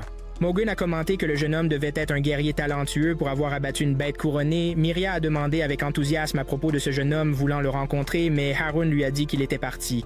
Roxy a ensuite demandé le nom du jeune homme pour qu'elle puisse informer la capitale de la façon dont ils ont vaincu Lord Leash. Harun s'est excusé, disant qu'il ne pouvait pas révéler le nom du jeune homme, se souvenant qu'Envite lui avait demandé de ne le dire à personne si on le lui demandait. Harun a dit à Roxy que le jeune homme voulait qu'il garde son nom secret et il s'en est excusé. Roxy comprit et se tourna pour continuer son chemin, mais s'arrêta lorsque Harun lui demanda si elle se dirigeait vers Gallia. Elle demanda comment il le savait, puisqu'elle ne le lui avait pas dit. Il a affirmé que la seule raison pour laquelle un jeune chevalier sacré viendrait ici était à cause d'une demande de la famille Fleerick. Roxy lui a dit qu'elle s'était portée volontaire de son propre chef, mais Harun a insisté sur le fait qu'elle était manipulée, affirmant que les familles Barbatos et Hart avaient toujours été un problème pour les Fleerick. Roxy répondit qu'elle avait hérité des idéaux de son père et qu'elle protégerait les gens quoi qu'il arrive. Harun fut surpris d'apprendre la mort de Mason et proposa d'entraîner Roxy, et elle accepta. Harun commença à l'entraîner, se battant à l'épée contre elle. De l'autre côté, Vite et Maine sont arrivés dans un endroit désert qui ressemblait à des ruines. Vite lui a demandé pourquoi l'endroit semblait abandonné. Maine a répondu qu'elle y était née et avait été emmenée à la capitale impériale juste après sa naissance, donc elle ne se souvenait de rien, mais c'était important pour elle. Vite a mentionné qu'il pensait que Gallia avait été détruite il y a 4000 ans. Maine a fait quelques pas en avant avec Vite qui la suivait, et il a été choqué de voir un cocon devant lui. Vite a alors demandé au glouton à ce sujet, et le glouton a expliqué que c'était une chimère, une arme biologique que l'armée de Gallia avait testée à l'époque, mais que c'était un échec total. À ce moment-là, Maine a déclaré qu'il était temps de rembourser sa dette. Vite a demandé s'ils allaient se combattre cette chose, et elle lui a dit qu'elle était encore au stade larvaire et n'avait pas grandi, donc il pouvait l'abattre. Vite a demandé ce qu'il devait faire, et elle lui a dit qu'il devait détruire son esprit. Vite a compris qu'elle voulait qu'il utilise sa compétence de gloutonnerie. Maine s'est précipité vers le cocon et l'a brisé, révélant un monstre massif à l'intérieur. Vite remarqua alors une femme piégée à l'intérieur du monstre, mais Maine lui dit que c'était juste pour lui faire peur. Elle lui dit de combattre le monstre directement sans le regarder, mais Vite se sentait mal pour la femme, disant que s'il consommait l'esprit du monstre, elle souffrirait. Maine lui assura que la femme était l'essence du monstre et qu'il devait l'éliminer, ne pas se laisser tromper par les apparences, car cette femme était une bête déguisée en peau humaine. Soudain, l'essence du monstre s'illumina et de la lave en fusion jaillit de partout. Vite et Maine coururent, et Vite demanda au glouton l'arme du grand moissonneur. Le glouton lui dit que le moissonneur ne pourrait pas couper à travers la lave. Maine a alors dit à Vite de battre en retraite et a frappé la lave avec sa hache, séparant la lave de l'endroit où il se trouvait. Ils se sont séparés pour combattre, et Vite a utilisé des flèches de pétrification pour arrêter le monstre, mais il a été choqué de voir le monstre régénérer facilement ses parties perdues pendant que Maine l'attaquait. Vite a remarqué que l'arme de Maine, Paresse, était devenue plus forte. Le glouton expliqua que l'Asinès devient plus puissant à chaque coup, mais cela rend le porteur moins agile. Soudain, après une des frappes de Maine, le monstre se transforma et fit pousser des ailes. Maine dit à Vite de se cacher derrière elle. Vite l'avertit qu'il entrerait bientôt dans un état de voracité, et Maine lui dit de se calmer, de peur qu'il ne soit submergé par la gloutonnerie. Il a dit qu'il le savait. Puis les yeux de Vite ont changé de couleur très vite, et il a dit à Maine de riposter aussi. Maine a frappé le sol avec sa hache tandis que Vite sautait en l'air, disant au glouton de se transformer en furie de sang. Ils ont attaqué ensemble, mais le monstre a érigé une barrière magique. Vite a essayé de la traverser avec la grande moissonneuse, mais sans succès. Alors il a dû vérifier les statistiques pour trouver le point faible de la barrière. Il l'a frappé, mais la femme à l'intérieur du noyau du monstre l'a regardé, le distrayant, et le monstre s'est enfui. Maine a dit à Vite de sauter rapidement sur sa hache pour qu'elle puisse le poursuivre. Vite a été choqué de voir son œil saigner, mais s'est quand même assis sur la hache. Maine l'a lancé en l'air pour poursuivre le monstre. Le glouton a dit à Vite qu'il pouvait monter au niveau 2 et changer de forme, et Vite lui a dit de le faire. Le glouton s'est transformé, disant à Vite de viser directement le noyau magique, mais d'être prudent. Juste au moment où Vite s'apprêtait à viser, la femme femme l'a piégée dans une barrière magique, disant qu'elle allait se brûler vive et l'emporter avec elle. Mais Vite a été plus rapide, la poignardant d'un seul coup rapide avec sa lame. À ce moment-là, Vite a vu des souvenirs confus d'un groupe de personnes, mais il ne les a pas reconnus. Après cela, sa compétence de gloutonnerie s'est activée, mais il a été surpris de ne pas ressentir son excitation habituelle. Le glouton a expliqué que c'était parce qu'il venait de manger un des siens. Vite demanda alors à Mayne si elle connaissait cette femme. Elle dit que si quelqu'un devenait une chimère, il devait être tué. Vite lui demanda alors de le tuer s'il perdait un jour le contrôle, car elle était la seule à pouvoir l'arrêter. Mayne le serra dans ses bras, promettant qu'elle le ferait, et le remercia. Ensuite, il lui a dit qu'il se rendait à Babylone et lui a demandé où elle allait. Elle a dit qu'elle avait promis aux autres de leur construire un village et avait le sentiment qu'il serait mort avant qu'ils ne se revoient. À ce moment-là, Vite a obtenu le bouclier magique et Mayne est parti. Vite lui a demandé d'attendre et de l'aider à monter de niveau, mais elle était déjà partie. Au fil des événements, Vite est arrivé à Babylone, la forteresse qui séparait le royaume de Galia, avec des murs en acier qui avaient repoussé les monstres pendant des milliers d'années. En chemin, le glouton a indiqué la porte de Babylone qui menait à Galia. Vite a demandé s'il connaissait le chemin et il a dit qu'il y était allé avec son ancien propriétaire, qui est mort et l'a laissé derrière. Puis Vite est arrivé à la porte nord de Babylone et a été choqué qu'une brochette de viande coûte 5 fois plus cher qu'à la capitale. Soudain, le nouveau seigneur de Babylone arriva de la capitale en procession et Vite fut stupéfait de voir que c'était Roxy. Puis le glouton commença à dire à Vite que Babylone avait toutes sortes de guerriers, comme des mercenaires habiles, d'anciens chevaliers saints et des gens qui détestaient les chevaliers saints. Il disait que si vous étiez assez fort, vous pouviez tout vous permettre à Babylone, car ils avaient besoin de toute l'aide possible pour faire face aux monstres. Vite a dit que cela semblait être l'endroit parfait pour lui. Pendant ce temps, quelqu'un a salué Roxy, se présentant comme Northern Alistair, disant qu'il était honoré de servir Lady Roxy, héritière de l'une des 5 familles. Roxy a demandé s'il était chargé de maintenir l'ordre à Babylone pendant que son père était absent et l'a remercié pour son service. Northern a dit qu'il était responsable de l'ordre, mais qu'il n'avait pas pu sauver M. Mason et s'est excusé. Roxy lui a dit de lever les yeux, disant qu'elle était là pour suivre les traces de son père. Des pas et il devait défendre Galia des hordes de monstres. Roxy lui serra la main et Myria remarqua que Northern fixait Roxy intensément. Myria dit alors qu'il devrait aller sauver Dame Roxy parce qu'elle était en danger, mais Mogun l'attrapa par le cou, lui disant qu'elle était stupide et que s'en prendre à un chevalier sacré pourrait la faire tuer. Au même moment, Roxy leur a dit de faire une promenade avec elle en ville pendant que Vite errait, pensant qu'il avait besoin de 10 pièces d'or pour une chambre et une autre pour le petit déjeuner, réalisant que son argent ne suffirait à rien. Soudain, le gourmand lui a dit de s'arrêter, disant qu'il y avait un fourreau qui semblait l'appeler. Vite regarda le fourreau et dit qu'il avait l'air cher. Le gourmand le supplia de ne pas être radin, disant qu'il pouvait gagner beaucoup en chassant des monstres. À ce moment-là, le vendeur de fourreaux apparut et demanda à Vite s'il le cherchait. Mais avant que Vite ne puisse répondre, le vendeur se précipita, examinant son manteau et disant que les brûlures provenaient de boules de feu, peut-être de quelque chose d'encore plus chaud. Vite fut surpris et demanda s'il pouvait le dire, et le vendeur répondit qu'il le pouvait. Le gourmand dit à Vite que l'homme avait un bon œil pour les détails, donc il devrait lui acheter le fourreau. Quand Vite demanda le prix, le vendeur dit que c'était juste pour montrer, et qu'il pouvait faire un fourreau approprié pour son épée. Vite a accepté, et alors que le vendeur commençait à travailler, il a dit qu'il admirait la façon dont Vite tenait son épée d'une main. Puis le vendeur a réfléchi un instant, et a dit à Vite qu'un fourreau pour cette épée coûterait environ 500 pièces d'or. Vite attrapa son épée et partit, disant au vendeur d'oublier ça. Il continua à marcher, disant à l'avare que les prix étaient trop élevés à Babylone et qu'ils devraient déterminer ce dont ils avaient besoin chaque jour avant d'acheter des choses fantaisistes. Juste à ce moment-là, quelqu'un appela Vite, lui demandant s'il voulait les rejoindre et se porter volontaire comme soldat dans la capitale. Vite s'excusa, disant qu'il ne voulait rejoindre personne. L'homme devina qu'il avait été chevalier, mais son apparence ne le montrait pas. L'homme et ses amis laissèrent Vite derrière. Puis Vite décida d'améliorer son apparence pour que des gens comme cet homme ne l'embêtent pas. Il est allé chasser des monstres et a gagné beaucoup d'argent. Quand il est arrivé à Galia, il y avait des corps de monstres partout et l'odeur était horrible, avec des spores d'algues toxiques flottant dans l'air. Le gourmand a averti Vite de ne pas respirer profondément, sinon les algues pousseraient dans ses poumons. Il a dit qu'une délégation de monstres arrivait. Les orques, un type de monstre commun en Galia, ajoutant qu'ils utilisaient des armes simples mais étaient assez intelligents. Il lui a dit de les combattre comme s'ils étaient des humains. Vite dégaina son épée, disant que c'était une bonne occasion de tester les compétences qu'Aaron lui avait enseignées. Mais il fut surpris de voir le même homme qui lui avait demandé de se joindre à lui combattre les orques. Il s'arrêta, mais le gourmand lui dit de bouger et de combattre les orques parce qu'il voulait un nouveau fourreau. Vite hésita, mais le gourmand dit qu'il y avait beaucoup d'orques et qu'il semblait de vouloir tendre une embuscade aux chasseurs de monstres des deux côtés. Vite fut convaincu et chargea les orques qui commencèrent à tirer des flèches enflammées sur les chasseurs. À ce moment-là, le gourmand se transforma en un bouclier magique qui ressemblait à une forteresse et dit à Vite de courir vers les orques et de ne pas s'arrêter. Vite exécuta immédiatement l'ordre. Alors qu'il chargeait vers les orques, chaque orque qui touchait le bouclier explosait et tombait au sol. Quand la bataille fut terminée, Vite fut surpris que la compétence de cupidité ne se soit pas déclenchée cette fois. Le cupide lui demanda s'il pensait que c'était parce qu'il avait abattu le monstre, Haniel. Vite confirma qu'il le pensait. Le cupide répondit qu'il devait maintenant couper les oreilles des orques et retourner à la ville pour réclamer la récompense. Comme prévu, Vite est allé récupérer la récompense, mais les autres chasseurs de monstres l'ont menacé, l'accusant de vouloir voler leur butin. Ils ont commencé à se liguer contre lui pour prendre la récompense, mais il les a tous combattus et a réussi. Pendant ce temps, le commis du bureau des récompenses a fini de compter les oreilles d'orques et a attribué à Vite 100 pièces d'or en l'appelant Monsieur Cadavre. Soudain, il a entendu la voix en colère de Roxy, demandant s'il était responsable du chaos.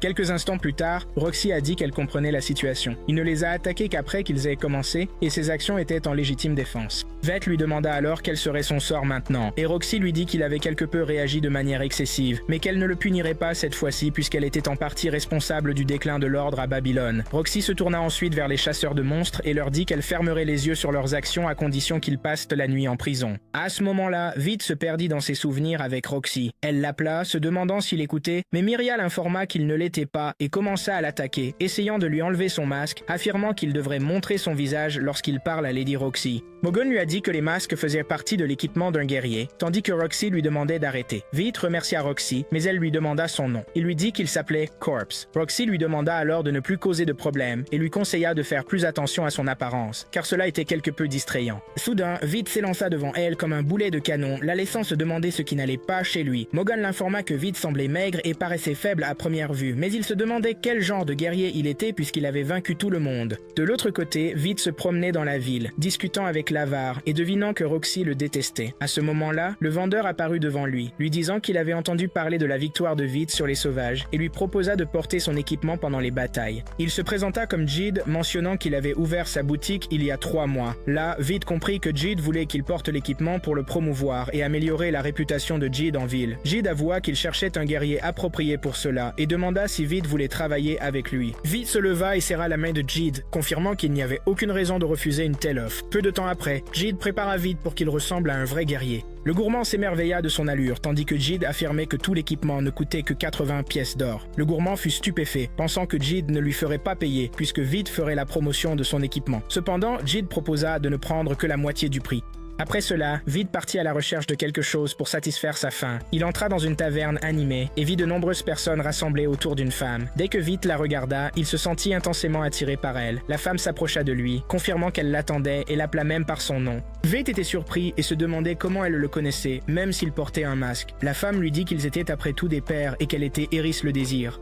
Après cela, les deux s'assirent ensemble. Eris demanda à Vite d'enlever son masque parce qu'elle voulait le voir de près. Vite lui demanda pourquoi elle l'avait attendu. Elle lui dit qu'elle l'observait depuis qu'il était dans la capitale et que lorsque la compétence de la cupidité était sur le point de s'affaiblir en lui, elle avait pensé lui parler mais avait hésité, sachant qu'il rencontrerait le cupide tôt ou tard. Vite demanda alors si elle connaissait aussi Maine.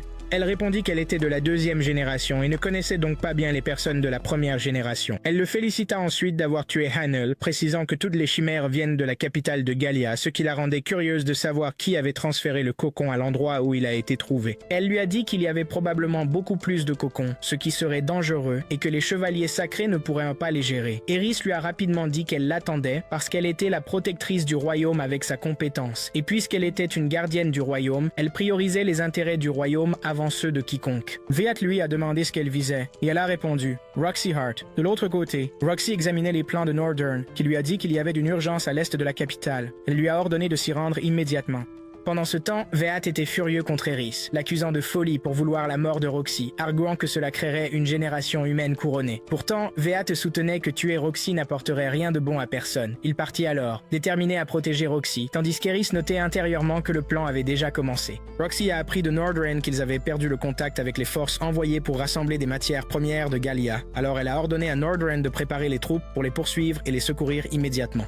Pendant ce temps, Jid disait à Veat qu'il avait besoin de cristaux magiques pour fabriquer le fourreau parfait pour son épée car ils étaient difficiles à obtenir. Cependant, il avait récemment entendu dire que l'armée royale supervisait le stock de cristaux magiques. Alors le Cupide a suggéré à Veat qu'ils aillent collecter les cristaux eux-mêmes. Veat a demandé à Jid où se trouvaient ces cristaux, et Jid a répondu qu'ils étaient situés en Gallia. Veat a alors dit qu'il irait les chercher, ce à quoi Jid l'a informé qu'il obtiendrait une réduction dans ce cas et lui a donné une carte qui appartenait à son professeur qui était soldat dans sa jeunesse, expliquant que les endroits indiqués étaient très loin au sud près de la Grande Vallée. Les événements se sont rapidement déroulés alors que Vead se tenait en Gallia face au monstre, disant au Cupide qu'il utiliserait le bouclier protecteur. Le Cupide a remarqué que c'était un bon choix, puis Vead a chargé les monstres en utilisant le bouclier. Bientôt, la mission a été réussie, activant sa compétence de gloutonnerie. De l'autre côté, Myria a essayé d'utiliser une boussole pour atteindre la Grande Vallée, mais Nordren l'a surpris en disant que la boussole ne fonctionnait pas dans cette région. Myria lui demanda comment ils allaient se rendre à la vallée, et Mogun répondit qu'ils trouveraient probablement leur chemin en suivant la lune et les étoiles, mais malheureusement, les nuages les obscurcissaient. Roxy réfléchit un instant, puis suggéra qu'ils pourraient atteindre la Grande Vallée en suivant la piste des orques, mais elle réalisa rapidement qu'il y avait plus de monstres que d'orques en Gallia, et qu'il y avait aussi des monstres se dirigeant dans la direction qu'ils prendraient. Alors Roxy avertit son équipe d'être prudente en avançant ailleurs. Vead fit une courte pause tandis que le gourmand lui disait qu'il commençait à montrer le comportement souhaité, car un guerrier doit toujours bien se reposer avant la bataille.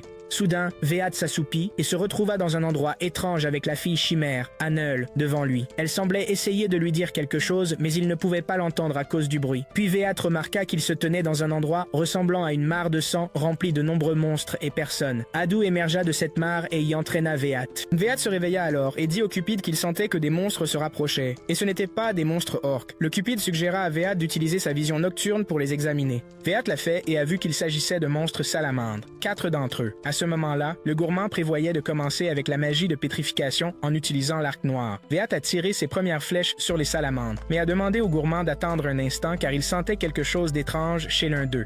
Le Cupide confirma qu'il avait raison car les salamandres fuient généralement lorsqu'elles sont gravement blessées. Vead se demanda alors pourquoi elles ne fuyaient pas ou n'attaquaient pas, supposant que quelque chose les contrôlait. Le Cupide suggéra de suivre les salamandres à la place. Pendant ce temps, le chaos éclata parmi les forces de Roxy alors que les monstres salamandres les entouraient, crachant du feu et semant la panique. Roxy appela Nordren, inquiète de savoir où il était, et soudain Nordren apparut, blessé, et s'excusant auprès de Roxy. Mogun était derrière Roxy, essayant de la protéger des flammes des salamandres. Juste à ce moment-là, Roxy remarqua que la chaleur des salamandres avait complètement fondu le sol. Myria menaça la salamandre, brandissant son épée magique pour défendre Roxy, mais cela ne fonctionna pas. Au lieu de cela, la salamandre l'attaqua. Roxy courut vers elle, anxieuse, lui disant qu'elle était insensée d'utiliser l'épée magique contre la salamandre. Juste au moment où le salamandre allait achever Roxy et Myria ensemble, Vead sauta devant avec son bouclier protecteur, bloquant les flammes. Il demanda à Roxy si elle allait bien. Avant qu'elle ne puisse répondre, Vead se précipita rapidement vers le salamandre, qui se préparait pour une autre attaque. Mogun était étonné par l'habileté de Vead, disant qu'il ne pouvait pas croire que quelqu'un puisse obtenir autant de puissance d'une compétence simple comme tranchant. Après le combat, Roxy remercia Vead pour son aide, disant que plus de ses soldats seraient morts sans lui. Mais quand elle demanda à Myria de remercier Vead aussi, Myria refusa, disant qu'elle n'avait pas demandé son aide. Puis Mogun se présenta à Vead, disant qu'il était le chef d'unité et que la folle était Myria. Roxy présenta Nordren, disant à Vead qu'il était un chevalier sacré chargé de protéger Babylone. Nordren le remercia, reconnaissant d'avoir été sauvé. Vead mentionna que quelque chose d'autre le préoccupait et pointa l'emblème marqué sur la tête des 4 salamandres. Myria a convenu que c'était suspect, tandis que Mogun a noté que les monstres ne travaillent généralement pas ensemble, et il avait remarqué qu'ils coopéraient pour cibler Lady Roxy. Roxy a pensé que cela pouvait être une simple coïncidence. Nordren a commenté que les choses en Gallia étaient devenues imprévisibles, surtout depuis que le dragon sacré avait quitté son antre. Après cela, Veed les a conduits à la Grande Vallée, et Roxy l'a remercié, tandis que Mogun a dit qu'ils avaient de la chance que M. Gutta se dirige dans la même direction. Myria a ensuite demandé à Veed de leur pardonner, car ils devaient se dépêcher pour secourir l'unité de ravitaillement. Juste à ce moment-là, Roxy a essayé de serrer la main de Veed pour dire au revoir, mais Myria a attrapé la main de Veed, interrompant le moment. Roxy s'est excusée auprès de Veed, tandis que Veed était choqué parce qu'il a entendu la voix intérieure de Myria quand elle a attrapé sa main, le traitant de malédiction et souhaitant qu'il parte sans s'approcher de sa dame. Après cela, Veed continua son chemin jusqu'à atteindre un endroit où l'air était incroyablement pur, supposant que c'était dû à une ancienne bataille. Il trouva ensuite un monstre pétrifié sur son chemin et découvrit plus tard un cimetière de monstres. À ce moment-là, le gourmand demanda s'il avait trouvé les cristaux magiques, et Veed se souvint des paroles de Jid à propos des cristaux, qu'ils étaient incolores et transparents, mais avaient une étincelle violette. Il a dit qu'il n'avait rien vu de tel. Soudain, il a aperçu Eris à proximité, mais elle s'est rapidement enfuie. Puis le Greedy Guy a vu une chimère géante et l'a signalé, disant à Veed qu'elle avait probablement été enterrée là après une vieille bataille. Sa tête commençait à ressortir à cause de l'érosion. Veed se demanda si Eris était derrière ça. Soudain, il entendit une explosion venant de l'endroit où Roxy cherchait, alors il s'y précipita immédiatement. Myria était là, brandissant son épée contre les monstres, disant qu'elle protégerait Lady Roxy, mais les monstres étaient super violents, comme des bombes. Lorsqu'un des monstres géants apparut devant Roxy, elle fut surprise par une flèche de feu qui vola droit sur le monstre. Quand elle se tourna pour voir d'où cela venait, elle vit vite, et elle dit avec incrédulité « Monsieur Gutta ?» Vite demanda si elle allait bien. Et elle a dit oui, expliquant que Mogun s'était blessé en essayant de protéger Myria, et Nordine était blessé aussi. Vat a regardé les monstres et a dit qu'ils ne guérissaient pas aussi vite que la chimère et que leur point faible était leur noyau. Roxy a demandé ce qu'il voulait dire et il a pointé la poitrine du monstre, demandant si elle pouvait voir les noyaux coincés dans leur poitrine, expliquant que c'était les noyaux qui les faisaient bouger et qu'ils devaient s'en débarrasser. Roxy a dit qu'elle était prête, et ils ont tous les deux chargé le monstre qui leur tirait du feu dessus, essayant de couvrir son noyau avec ses mains. Mais Vite a tenu bon contre les flammes, et a dit à Roxy d'aller détruire le noyau du monstre. Pendant ce temps, Myria aidait en utilisant les flammes de Flamberge pour bloquer les flammes du monstre. Après avoir abattu le premier monstre, Roxy a dit à Myria de mettre les troupes en sécurité, disant qu'elle et Monsieur Gouta s'occuperaient du reste des monstres. Ils se sont précipités ensemble dans la bataille tandis que les monstres lancèrent des flammes. Bientôt, l'un des monstres a sauté puis est tombé, créant une fissure dans le sol qui a fait tomber Roxy, mais Vite l'a rattrapée avant qu'elle ne tombe. Après cela, Vite se retrouva à tomber dans une sorte de grotte avec Roxy à côté de lui disant qu'elle irait bien après s'être reposée un peu. Vite dit que c'était attendu de la part d'une sainte chevalière et demanda s'ils avaient obtenu les provisions. Roxy lui dit qu'ils étaient arrivés seulement pour trouver toutes leurs troupes brûlées à mort. Roxy demanda alors comment il savait pour la chimère et Vite dit qu'une fille lui en avait parlé. Roxy a demandé si cette fille avait une hache géante, confirmant qu'elle l'avait vue en chemin. Elle avait aussi entendu des rumeurs selon lesquelles elle avait écrasé le seigneur de Babylone avec sa hache, et certaines personnes disaient qu'elle voyageait avec un jeune homme portant un masque de crâne. Vite lui a dit qu'elle avait été avec lui, ce qui a fait rire Roxy et dire qu'il lui rappelait quelqu'un qu'elle connaissait qui était maintenant dans la capitale, mais elle avait l'impression qu'il était juste là. Puis elle a demandé si Vite était heureux à ce moment-là. Vite lui a dit qu'il était vraiment heureux parce que quelqu'un se souciait de lui autant. À ce moment-là, la couleur des yeux de Vite changea, et il les couvrit de sa main, disant à Roxy de ne pas regarder. Il courut vers le monstre et planta sa lame dans sa poitrine. Après que Vite ait vaincu le monstre, il remarqua qu'il avait le même symbole que les salamandres. Il se souvint qu'Eris avait dit que Roxy mourrait en Gallia et qu'elle en paierait le prix. Roxy le rejoignit alors en disant qu'ils iraient bien maintenant. Soudain, l'endroit s'effondra et Vite la protégea avec son armure. Des cristaux magiques sont apparus sous la forme de monstres pétrifiés. Après cela, Roxy a retrouvé ses amis, disant qu'elle était Ram. Bjorn Shebrain est heureux qu'il soit en sécurité. Les événements ont continué à se dérouler et après être retourné à Babylone, Vite a été surpris de voir Roxy le défier à un duel à l'épée. Il lui a demandé s'il avait fait quelque chose de mal et Myria lui a dit qu'il avait été impliqué dans 56 incidents violents avec d'autres guerriers. Elle a insisté pour qu'il ne joue pas les innocents car il avait également détruit 20 installations. Tout cela se produisant juste un mois après leur retour de la Grande Vallée. Vite s'est défendu en disant que toutes ses attaques étaient dirigées contre lui. Roxy, cependant, lui dit qu'elle ne fermerait les yeux sur aucun acte de violence qu'il avait commis. Lorsqu'il lui demanda ce qu'elle voulait, elle lui ordonna de rejoindre l'armée royale, lui assurant que s'il le faisait, même les guerriers les plus turbulents l'éviteraient. Vite répondit qu'il ne cherchait pas à être le suiveur de qui que ce soit parce que la liberté était tout pour lui. Roxy a dit qu'elle s'attendait à cette réponse et lui a donné le choix, soit l'affronter en duel, soit réfléchir aux conséquences de ses actes en prison. Vite a dégainé son épée et l'a chargée rapidement, et tous deux ont montré leur maîtrise de l'épée devant le public. Cependant, il a vite admis qu'il ne pouvait pas vaincre Roxy, même s'il était censé avoir l'avantage selon ses statistiques. La cupidité lui rappela alors que Roxy était avant tout une sainte chevalière. Roxy l'avertit de nouveau qu'elle n'avait pas l'intention de prendre le duel à la légère. Vite pensa alors que c'était ce qu'on appelait les compétences techniques qu'un chevalier acquiert par la pratique quotidienne. Soudain, il se perdit dans les yeux de Roxy, et lorsqu'il revint à la réalité, Roxy l'avait dépassé, réalisant qu'elle était après son masque. Roxy chargea de nouveau sur Vite rapidement, mais il esquiva ses attaques et recula d'un bond. Elle lui dit de prendre cela au sérieux s'il ne voulait pas révéler son identité, car esquiver ne le mènerait pas à la victoire. Vite décida de se conformer à son ordre, activant sa technique de l'épée sacrée. Les spectateurs, y compris Roxy, étaient stupéfaits, et elle demanda comment il pouvait utiliser cette technique sans tenir une épée sacrée. Il expliqua que son fourreau était spécialement conçu pour son épée, amélioré pour les techniques de l'épée sacrée et fabriqué à partir de cristaux magiques qu'il avait lui-même rassemblés dans la Grande Vallée. Roxy, perplexe, demanda s'il était un ancien chevalier sacré, puisqu'il avait la capacité de manier de telles techniques. Vite confirma qu'il n'était qu'un guerrier, et il chargea alors férocement Roxy, qui bloqua immédiatement son épée. À la suite de leur affrontement, ils ont tous les deux vacillé en arrière. Vite remarqua alors le collier que Roxy portait, fait de la pierre brute qu'il lui avait donnée, et son esprit s'égara légèrement. Roxy repoussa rapidement son épée, disant qu'il avait laissé une ouverture. Vite admit qu'elle avait gagné et ramassa son épée à nouveau. Myria déclara avec arrogance que Roxy ne perdrait pas contre quelqu'un comme lui, tandis que Roxy demanda à Vite pourquoi il s'était soudainement relâché pendant le combat. Lorsqu'elle lui demanda ce qu'elle voulait dire, elle le mit en garde de ne pas faire l'idiot. Vite essaya d'ignorer ses mots et de s'éloigner, mais elle l'arrêta, demandant s'il avait appris ses compétences de combat de Monsieur Haroun. Elle confirma qu'elle savait parce qu'elle avait aussi appris de Haroun en se rendant à Babylone. Elle se rappela alors quand Haroun lui avait dit qu'il avait décidé de reprendre l'épée après avoir rencontré un jeune homme se dirigeant vers la Gallia, affirmant que ce jeune homme possédait une puissance immense qui lui avait causé des ennuis. À ce moment-là, Roxy a essayé d'offrir quelque chose à Vite, mais il l'a interrompu, affirmant que le problème était le sien et lui conseillant de penser uniquement à se protéger en Gallia. Vite se tourna pour continuer son chemin jusqu'à ce qu'il soit arrêté par Mogun qui dit que c'était impressionnant. Et compte tenu de ses compétences, il n'était pas étonnant qu'il ait pu tuer cette bête. Vite s'arrêta brièvement lorsque Mogun demanda s'il pensait aussi que quelqu'un contrôlait cette bête. Il dit à Mogun qu'il avait examiné la bête après l'avoir tuée et avait remarqué qu'elle portait le même insigne de salamandre. Mogun répondit que sa famille avait étudié la technologie perdue de Gallia depuis des générations et que son père était un chercheur talentueux, tout comme sa fille. Vite expliqua que la chimère était un monstre artificiel spécialement conçu en utilisant la technologie de Gallia. Il proposa de laisser la fille de Mogun examiner l'une des bêtes chimériques. Mogun a demandé s'il essayait de connaître sa fille, et avant que Vite ne puisse répondre, Mogun a nerveusement levé son arme et lui a dit qu'il ne lui permettrait pas de rencontrer sa fille, Rain.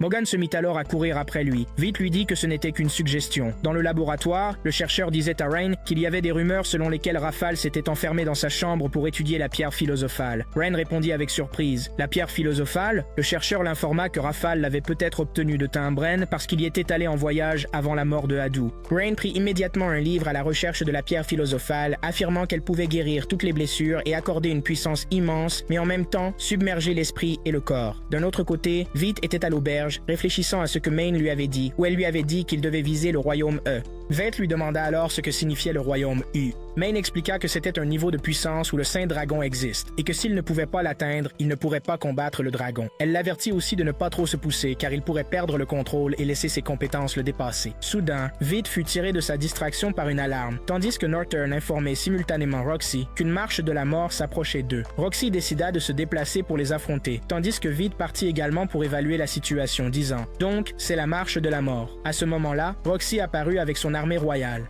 Greed a dit à Vite que quelque chose approchait de l'armée royale par l'est. Vite a regardé attentivement autour de lui et a découvert que cette chose se déplaçait à travers le sol comme une baleine nageant dans l'eau et que sa taille était énorme. Vite a alors réalisé que si cette créature continuait à se déplacer ainsi, elle atteindrait bientôt l'armée royale. Il a dit que puisque Roxy et les autres étaient concentrés sur la marche de la mort, il serait certainement en grande difficulté s'il faisait face à une attaque surprise. Vite a alors utilisé son arc, déterminé à charger son tir en utilisant son boost de compétence Greed et a tiré un coup en spirale pour pénétrer cette créature souterraine. Soudain, la créature est apparue devant Vite. Il sauta en l'air, chargeant avec son épée. Il reconnut le monstre comme étant le Earth Violator, Omega Slime, un monstre dont l'endurance dépassait 10 millions.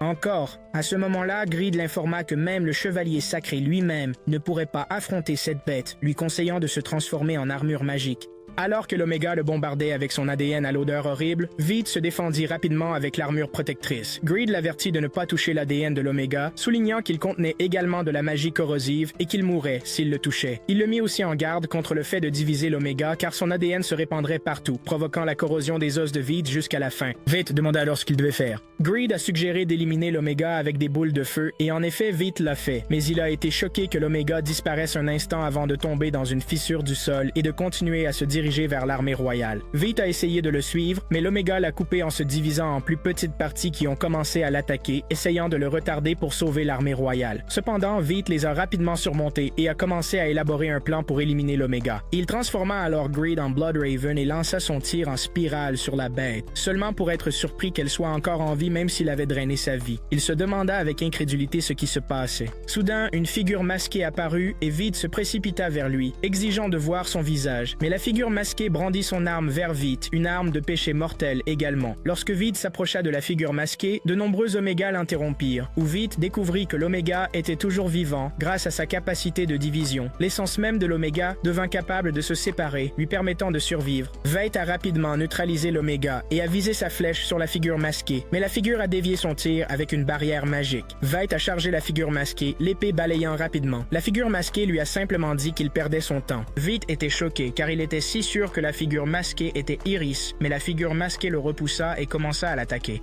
Même si Vite portait son armure de protection, la figure masquée continuait de le frapper jusqu'à ce qu'il saigne. Puis Vite puisa dans le pouvoir de sa compétence de cupidité, atteignant le niveau du royaume E, et s'avança pour affronter la figure masquée. La figure masquée recula rapidement et lança un tas d'Oméga pour bloquer Vite, mais Vite continua de le poursuivre quand même. La figure masquée tira sur Vite mais manqua sa cible. Vite arracha rapidement le masque, révélant que c'était Northern. Stupéfait, Vite demanda à Northern, incrédule, ce qu'il essayait de faire, mais Northern invoqua soudainement le Saint Dragon, disant à Vite que le dragon avait 30 secondes pour atteindre Roxy. Veidt était abasourdi, tandis que Northern lui disait que lui et le dragon allaient faire de leur mieux pour tuer Roxy. Veidt se précipita vers Roxy à la vitesse de l'éclair, tandis que Mogun criait aux soldats de fuir pour sauver leur vie parce que le Saint Dragon était là. Roxy tenait bon devant le Saint Dragon qui lança un énorme rayon de lumière de sa bouche, repoussant tout le monde. Juste au moment où Roxy allait être blessée, Veidt est apparu et l'a protégée de l'énergie du dragon avec son armure protectrice, faisant également tomber son masque. Roxy l'a appelé Vi. Puis Veidt s'est tourné vers Roxy et lui a dit de partir vite avant que le dragon n'attaque à nouveau, disant qu'il allait lui gagner du temps. Il s'excusa de lui avoir menti si longtemps, et avant que Roxy ne puisse dire quoi que ce soit, Veidt la remercia pour tout et s'en alla. Il se tint devant le dragon, disant à Greed qu'il comptait sur lui. Il invoqua le pouvoir du Grand Croix et l'utilisa pour immobiliser le Saint Dragon avec sa technique de pouvoir croisé. Puis Northern apparut, semblant surpris par ce que Veidt avait fait, qualifiant cela de tour astucieux. Veidt le repoussa, disant qu'ils pouvaient maintenant se battre comme des hommes, et ils commencèrent à se battre, exhibant leurs compétences à l'épée. Veidt sentit bientôt ses forces diminuer, et Greed lui dit que c'était pour 3 raisons. Premièrement, entrer dans le combat avec le pouvoir déjà activé. Deuxièmement, devoir utiliser une partie de sa force pour maintenir la technique. Et avant que Greed ne puisse expliquer la 3e raison, Northern l'a repoussé, disant qu'il n'avait même pas encore commencé à se battre sérieusement. Veidt passa à l'offensive, mais Northern lui dit que son attaque était trop bâclée. Puis Northern comprit le plan de Veidt et dit qu'il savait ce qu'il manigançait. Veidt avait l'air tendu et Northern profita de cette occasion pour le dépasser et lui entailler le bras, en voyant Veidt s'écraser au sol. Northern lui dit que c'était fini, puis s'approcha, disant qu'il devait payer le prix pour tous les ennuis qu'il avait causés parce qu'Iris avait mis ses espoirs en lui. Avant que Northern ne puisse finir, il fut choqué de voir Veidt le poignarder dans le dos avec son épée. Northern demanda, incrédule, comment Veidt avait réussi ce sort d'illusion et quand. Veidt dit qu'il avait deviné que Northern baisserait sa garde quand il penserait avoir gagné. Northern a demandé si c'était pour cela que Veidt avait sacrifié son bras. Veidt a répondu que c'était un pari, tout ou rien, puis il l'a tué. La compétence gloutonnerie de Veidt s'est activée et il s'est téléporté au même endroit qu'avant où Aniel est réapparue, se présentant comme Luna et le remerciant de l'avoir tué. Elle s'excusa et dit qu'elle ne pouvait plus continuer à l'aider, lui montrant où elle avait retenu son pouvoir de gloutonnerie. Veidt remarqua que c'était elle qui en était responsable. Elle s'excusa à nouveau, disant qu'elle ne pouvait plus le soutenir et l'avertit de ne pas consommer le Saint Dragon, sinon il perdrait le contrôle. Soudain, le sol a commencé à s'effondrer et Greed, sous forme humaine, a attrapé sa main. Il a dit à Veidt que le temps était compté. Veidt remercia Aniel pour l'avertissement, disant qu'il ne pouvait toujours pas laisser le dragon se déchaîner et qu'il allait le tuer. Puis le monde de Aniel s'effondra.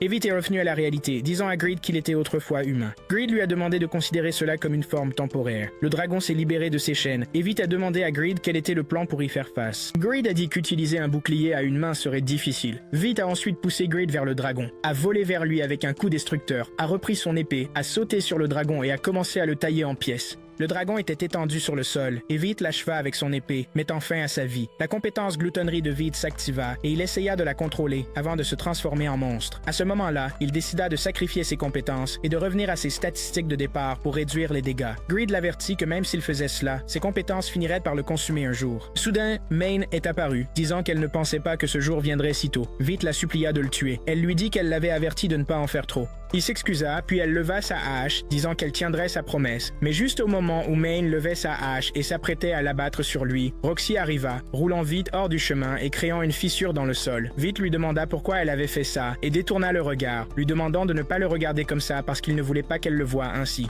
En larmes, elle lui demanda s'il pensait que c'était une raison suffisante pour qu'elle le déteste. Puis elle lui dit, sérieusement, qu'il serait toujours Veidt peu importe combien de pouvoir il avait, et lui demanda de ne pas se tuer. Pendant ce temps, la compétence gloutonnerie de Veidt se calma, le surprenant, tandis que Roxy tendait la main, lui demandant de revenir à Babylone. Veidt prit sa main, étonné qu'elle l'accepte même après avoir connu la vérité, et qu'elle l'ait sauvée, même s'il n'arrêtait pas de dire qu'il la sauverait. À ce moment-là, Mayne pensa que Veidt avait trouvé quelqu'un pour le soutenir. Après cela, des choses se passèrent, et Veidt se réveilla à l'auberge, se souvenant que Northern lui avait coupé le bras gauche. Il se demanda combien de temps il avait été inconscient, quand soudain la porte s'ouvrit et Iris et Main entrèrent. Iris lui tendit Greed et dit qu'il l'avait oublié, et qu'elle avait dû aller le chercher elle-même, puisque Mayne avait apparemment oublié de l'apporter. Mayne dit qu'elle avait été occupée à s'occuper d'Envy, tandis qu'Iris poursuivait en disant que ce serait mauvais si un autre vaisseau comme Northern apparaissait et commençait à causer des problèmes à nouveau. Veidt lui demanda ce qui se passait, et Iris expliqua qu'Envy avait contrôlé le pistolet de Northern. Veidt demanda alors à Greed s'il était au courant de cela. Greed a dit qu'il n'en avait aucune idée, mais qu'il n'était pas surpris. Veidt a demandé à Mayne et Iris ce qu'ils avaient fait avec Envy.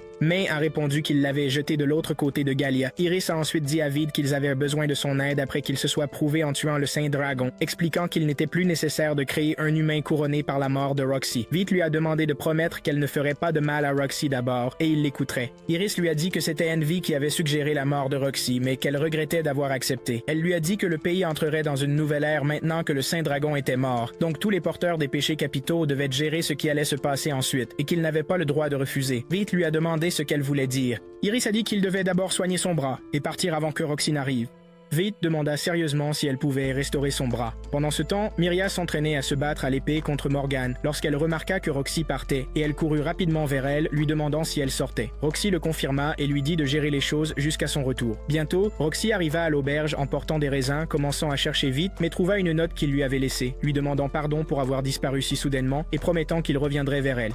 Roxy pleura et se souvint de la première fois qu'elle l'avait trouvé, effrayé, et lui demandant de ne pas le frapper. Elle s'excusa alors de l'avoir effrayé et lui offrit des bonbons, lui demandant de rentrer dès qu'il les aurait mangés. Il lui dit qu'il n'avait ni maison, ni famille, puis partit en la remerciant pour sa gentillesse. Pendant ce temps, Mémile a dit à Rafale que Vite était le cadavre à ce moment-là, et Rafale l'a confirmé. En retournant à ses recherches, Mémile s'est interrogé sur ses recherches, tandis que Vite récupérait son bras avec l'aide de Mine et Iris, qui lui ont dit qu'il le retrouverait dans la capitale.